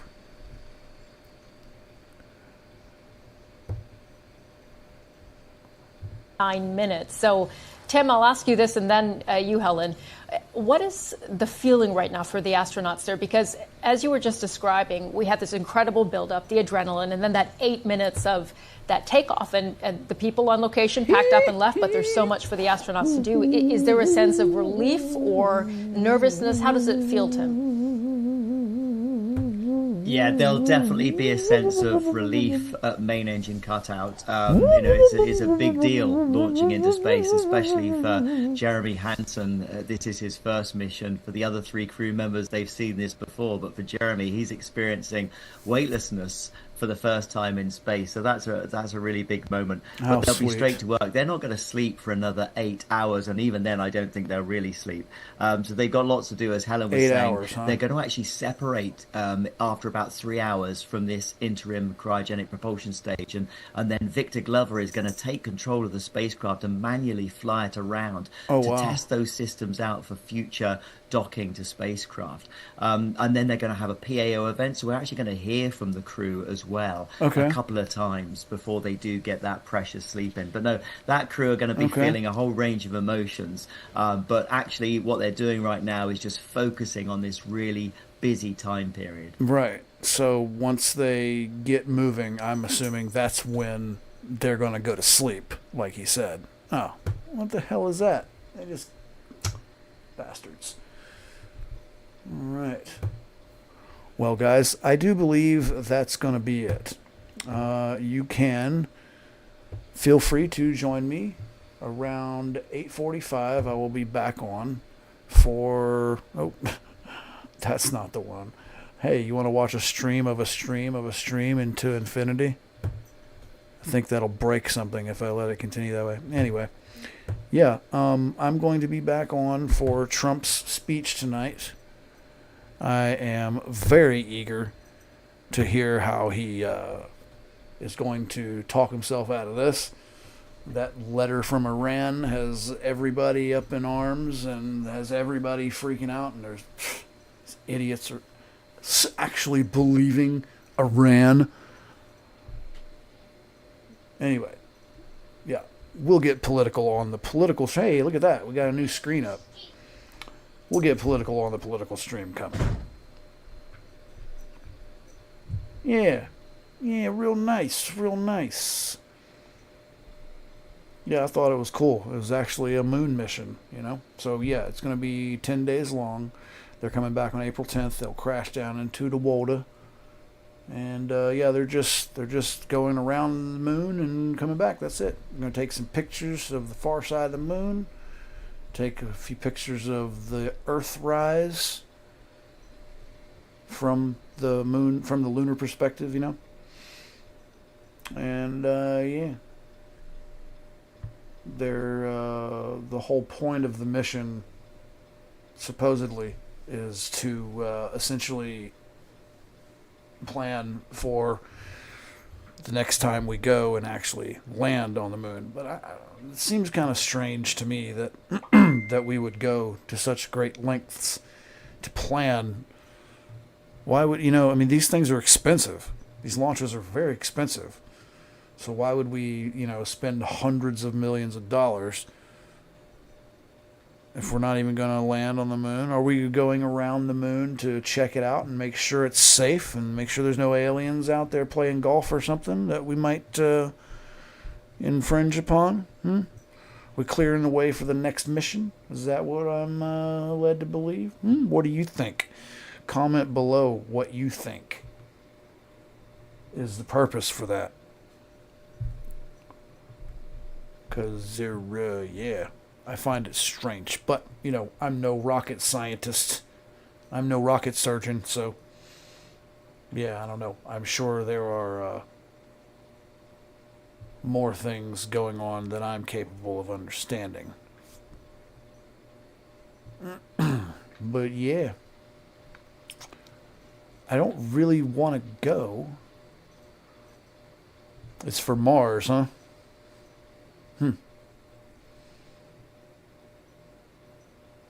So that's where they're going to build a Bojangles, Adam. They're putting the Dollar General on the moon. Well, shit, they're going to put a Dollar General on Mars too. But yeah, Bojangles, that's going on Mars. What other food franchises would you like to see on the moon? Comment below. And don't forget to like and subscribe.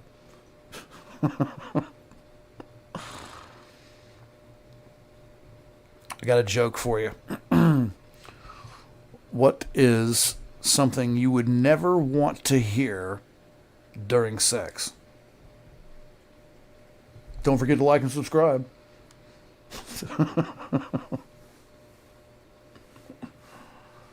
Yeah, right, you guys. I appreciate you being with me, but I think I'm going to call it. I will be back on in about an hour and 15 minutes. Oh man, a golden corral on the moon, that'd be awesome. Hey, look, right when I say I'm going to get out of here, they change everything up. I ain't going anywhere now. Still don't have any sound.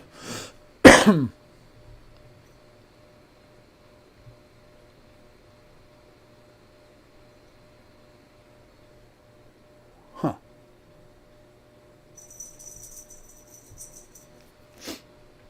What's going on? What are we doing? What the hell is going on here?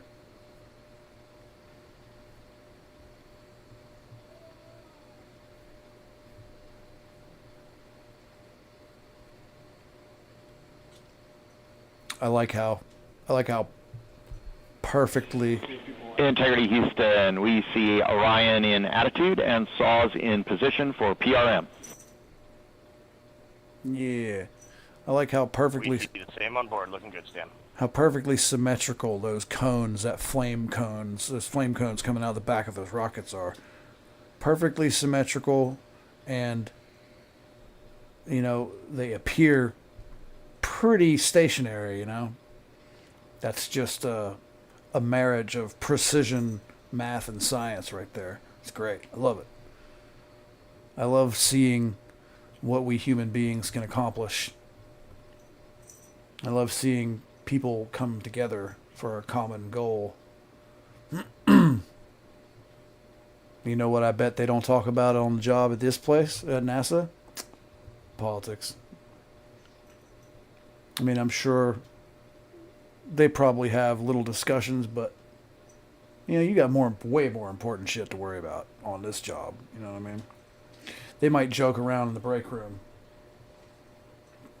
Point is, you know, the same point that I made when I started this stream. I don't know if any of you guys were there, but, you know, how would the planet react if we were to actually be invaded by an extraterrestrial race, right?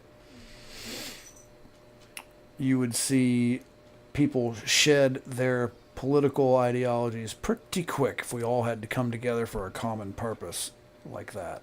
You know, like if we were being invaded by a hostile alien threat, like a real, actual invasion, right? You'd see us shed all that nonsense real quick.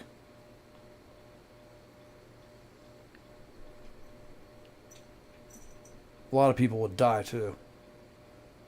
I ain't putting up with none of that nonsense. If I got to deal with aliens and somebody's BS, nah. Pink.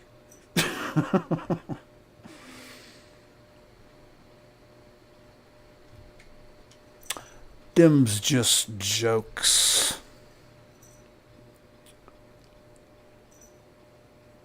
But yeah, it's nice to see. You know, I don't know if it's the height of our technological advancement, but it's up there, and it's just nice to see it come to fruition. You know how much goes into this?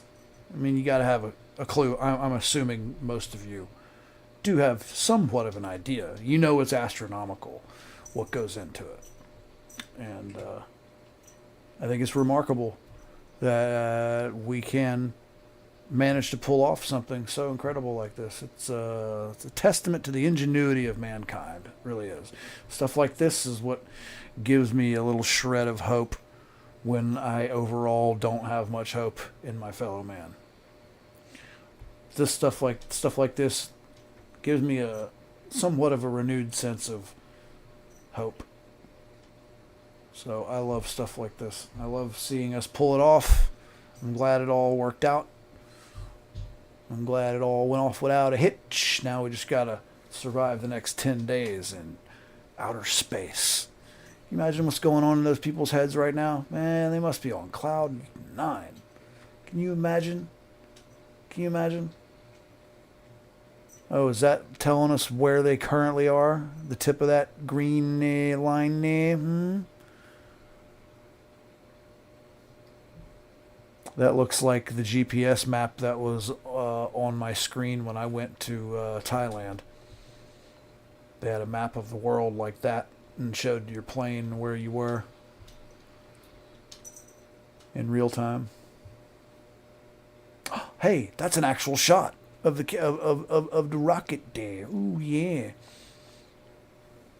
Good. Give me more like that. Hello, Azka Arca. Hey. Thank you for the super chat, Adam Walters, whoever you are. Integrity, good PRM, and 1 minute to Teeter Sandover. I appreciate you. I appreciate you. Copy that. We see the Sable on board, and the sun is rising on Integrity. Hello there, Azka Arca Outstanding. 08A. How are you doing tonight? Thanks for joining us. If you're just now joining us, you can back up this the live stream. You can back it up about an hour. Excuse me. You can look at the timer right there. About 51 minutes. You can back it up. Houston, Integrity for toilet setup, step 2.5. Toilet setup. Go ahead. No, don't go ahead. But yeah, you can back up 51 minutes. There was not Hey. an installed Oxon inlet Hey. filter, even with empty Oxon Hey, in the hose when I opened up the filter. If you're going to do that again, use this right here instead. Yeah. Thank you. I appreciate you. I appreciate you. Yeah, this right here I have immediate access to. That other the method you're sending, I have access to it, but it's going to be like a week or two before I can touch it. But hey, that's money in the bank. I ain't complaining. Hey. Hey, thanks. Thank you there. Thank you. Yeah, I know why you did that, because you probably ain't hearing me say this until after you sent that third one, but I said send it here instead after the first one. Damn that delay. It's all good though. It is all good. It'll just be a week or two before I can get it. No big deal. But this right here, this QR code, this is instant, and it goes straight to my Venmo. But it's all gravy, all gravy.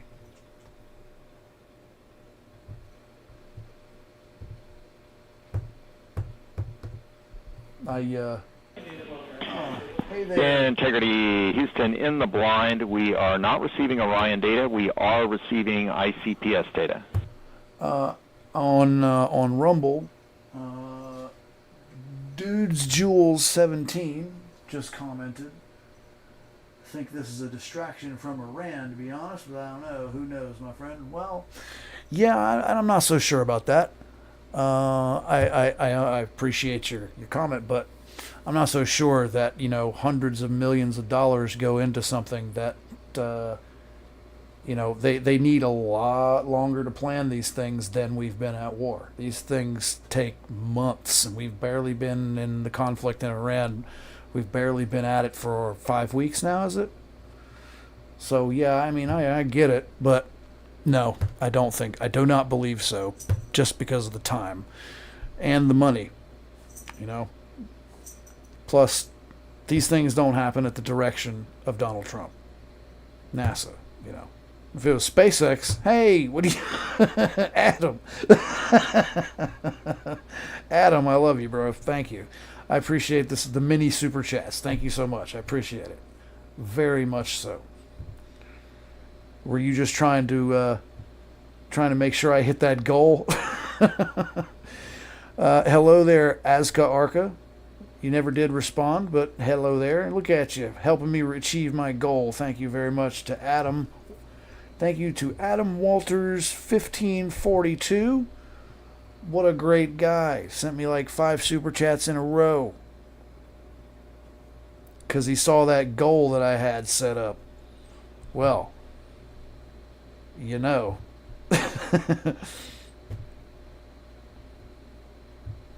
Hey, look at that. Yeah, I said 5 super chats and I'll go take a dump. Oh, yeah.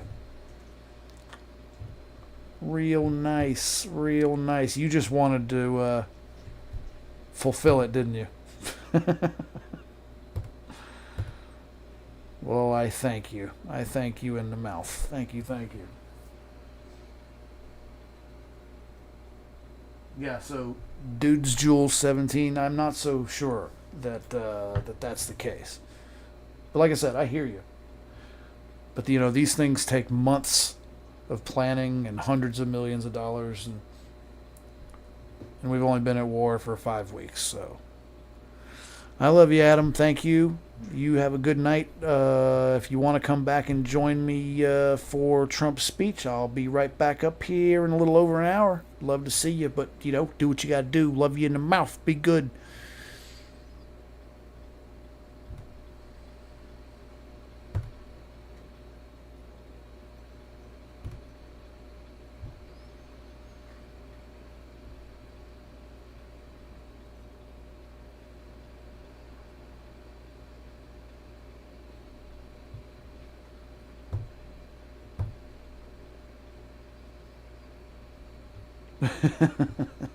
Yeah, I'm going to go take me a dump before Trump.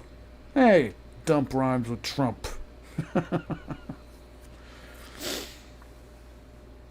Yeah.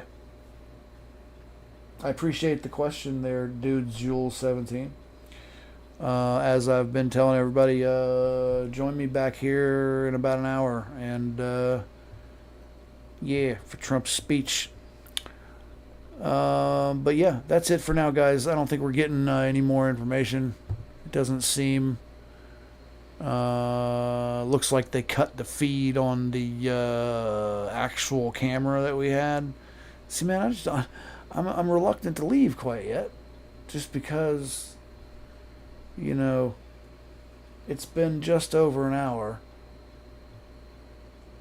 When will somebody Google when they're going to leave orbit? What time will Artemis 2 leave orbit?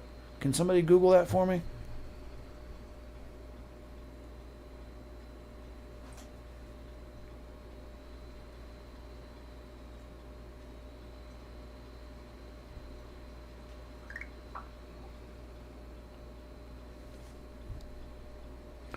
Are they playing Pong with the lines over here on mission camera? It looks like it. Looks more like Super Breakout. But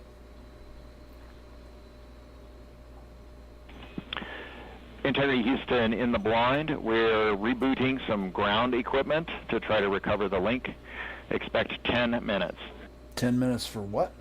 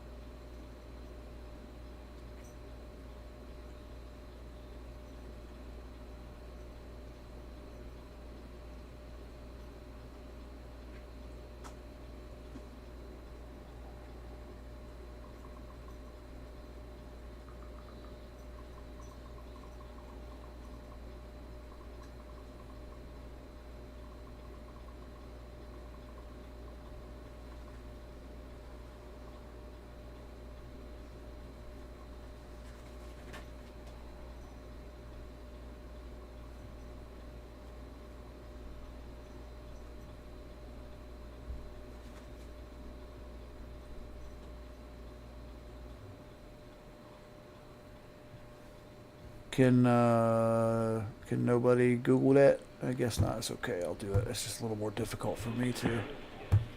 Integrity Houston in the blind. In the butt. Expecting an imminent automated swap to string 2 on board. Also, reminder, we are still receiving good ICPS data. Actually, what time will Artemis 2 leave Earth's orbit?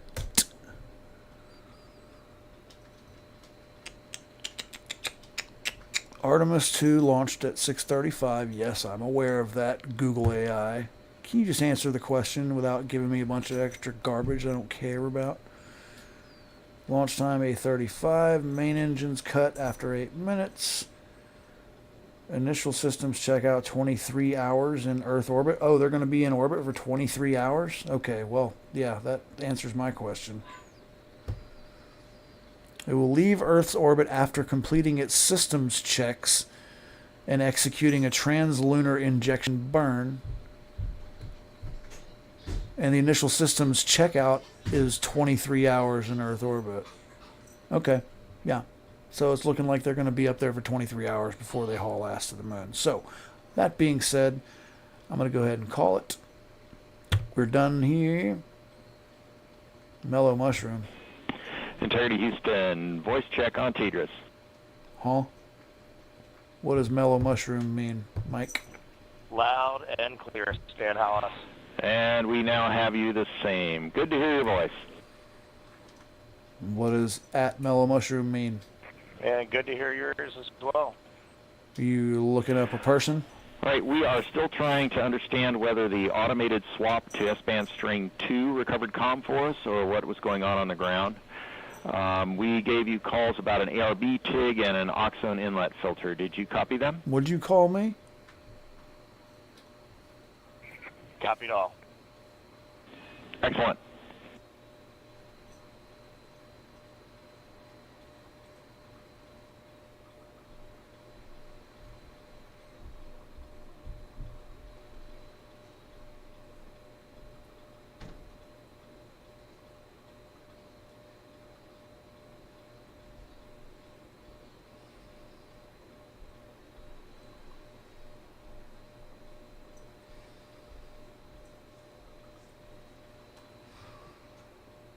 Oh, wow. Did 15 people just jump in? Wow. Well, guys, nice to see you. Yeah, the launch was actually about an hour ago. So, no, the chat is not disabled. However, it might be lagging a little bit because I'm looking at it through the app. Perhaps I should pull it up. I'd like to thank everybody for being here. And why don't you comment where you're from? Integrity for comm. While we are sorting out the earlier comm loss, we plan to remain on S-band string 2. I'd like to know where everybody's viewing from. Copy S-band string 2, and quid 19 has been inhibited for right CCD. 19 quid? Copy quid 19. Yeah, I'd like to know where all my viewers are tonight. So comment where you're from or where you're watching from, huh? Kitty, where you doing, Kitty? Project Hail Mary is the #1.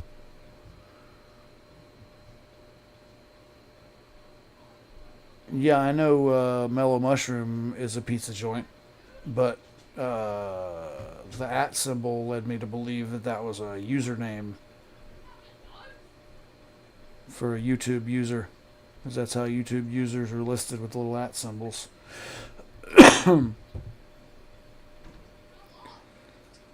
Yeah, nothing's disabled with the chat. Everything's as per usual. But yeah, they're not going to be leaving the Van Halen belt for a minute. 23 hours is what the website I was just at said. I think that's a little strange. I think it's weird they're going to hang out in Earth orbit, but they're only circling the Earth twice, and they're going to be up there for 23 hours. Dude, it only takes like 20 minutes to orbit the Earth, normally. So I don't know, there must be something I'm not getting. But yeah, if they're going to be in orbit for 23 hours, and then haul ass to the moon and back, that's for a 10-day mission, so. And I will not be streaming for 10 days. But I am reluctant to, yeah, we got Greenville in the house. I am in Walterboro, South Carolina.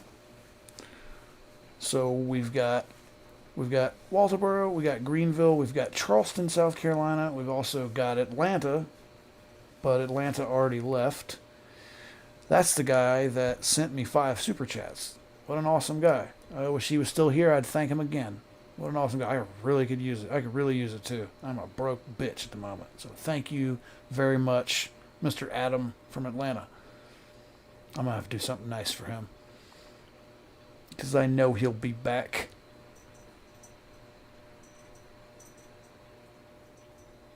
I even told him to, after he sent like the first 3 super chats, I was like, use the QR code so I can use it immediately instead of having to wait a week or 2. And then he sent 2 more super chats. But he just wanted to make me surpass my goal. That's just like him. Integrity Houston, questions for Jeremy and for Christina. So wherever you're at now, Adam, thank you. Thank you very much. I am so grateful.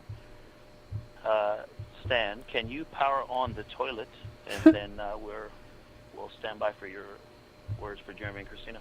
Power on the toilet. What kind of toilet are you using? Toilet power up is in work. The questions power up. are, can you confirm the HHP cam has been powered down? And then the question for Christina is whether the urine filter, that's the rubber part, was installed, but just no beads connected. Whoa, hey, whoa. This is a very interesting topic of discussion, is it not? Space toilet. And that's affirmative. Beads. Filter was installed. No Filter. beads. No Thank beads. you. No beads on the space toilet. And Stan, we are wrapping up PWD right now. Jeremy will get the HHP cameras after that. There was a tremendous amount of back pressure on all those settings, so it's taking a little bit of all the connectors, so it's taking a little bit of time. Copy. Thank you. All right, I'm starting another goal. Anybody that contributed, I would love to thank you. I really appreciate it.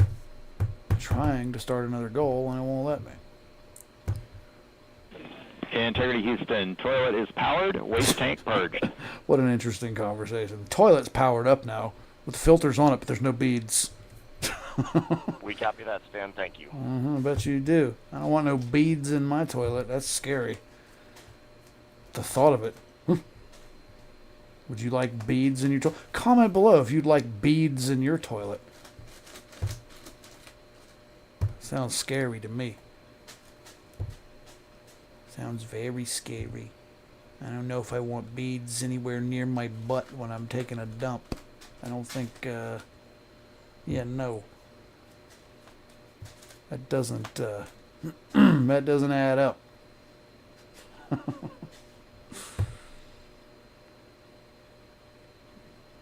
Yeah, it's not letting me start another goal. Oh well, no big deal. A goal is, there it is, okay. Let's see.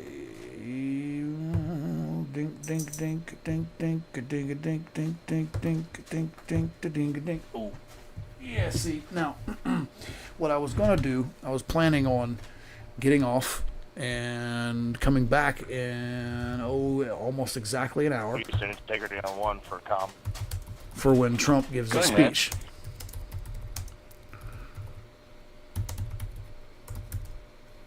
But I'm setting this. Yeah, that helps you at all, Stan. But that whole time that you all had, seemed like you had a good forward leg. We just had no return.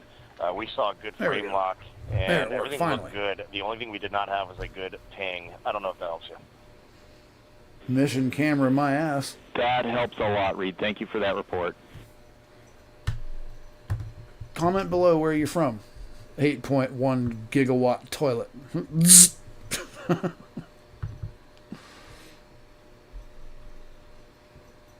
Yeah, Greenville, Walterboro, Charleston, Atlanta in the house.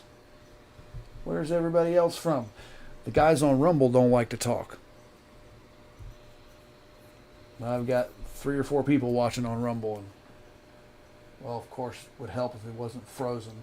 The Rumble app freezes like clockwork every 10 or 15 minutes. I gotta restart the entire app because I keep it up to monitor the chat. Yeah, there's still 4 people watching on Rumble. Appreciate you guys being here. Integrity Houston for saws. We saw the saw 3 break go into error position. We're confident it engaged, but we saw more motion than we expected during the burn. We are cycling the break on that saw. Oh, yeah.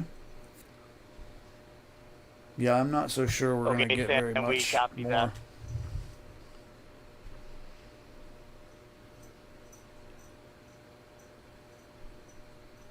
All right, guys. I'm gonna. HHP cameras are off. Pub 1 switches are off, Stan. I'm gonna go ahead and end the stream. I will be back. Hey, yeah, real nice. Thank you, Archangel Michael. Love you guys. Well, I was just getting ready to jet. I can't exactly jet after that. But look, if anybody wants to send me a super chat, I would request that you do this instead. It's okay. It's totally fine if you want to do the super chat, and if you feel more secure doing that, that's totally fine. It's all good. But it'll take a week or two before I can access that. That's the only reason I would say use this QR code instead. But again, it's totally up to dealer's choice. Beggars can't be choosers. You know what I mean? So whatever makes you feel better in the pants. I love you too, bro. I appreciate you. Are you gonna come back for when I'm live for Trump's speech? Because I do have to switch to the other stream. I can't just carry this on into it. I mean, I could, but I'm not going to. I made a whole other thumbnail for this. I'm very proud of my thumbnails because, quite frankly, the program I was using started to not work for my lettering, and today it decided to work properly. So I was like, ooh, I made like 4 or 5 new thumbnails. So, yeah, I would hate for them to go to waste. My Trump's speech thumbnail is pretty cool. Go look at it. It's up right now. It says waiting.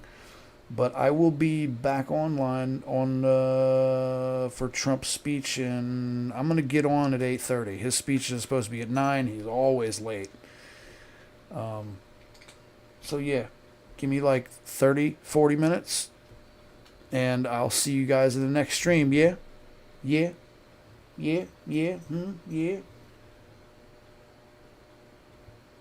Sound good?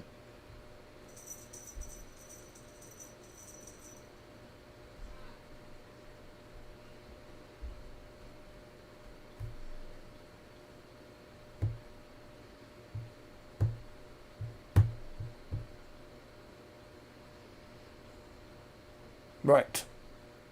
I'll see you guys in about 35, 40 minutes, okay? Thanks for being here. Love you guys. I will see you shortly.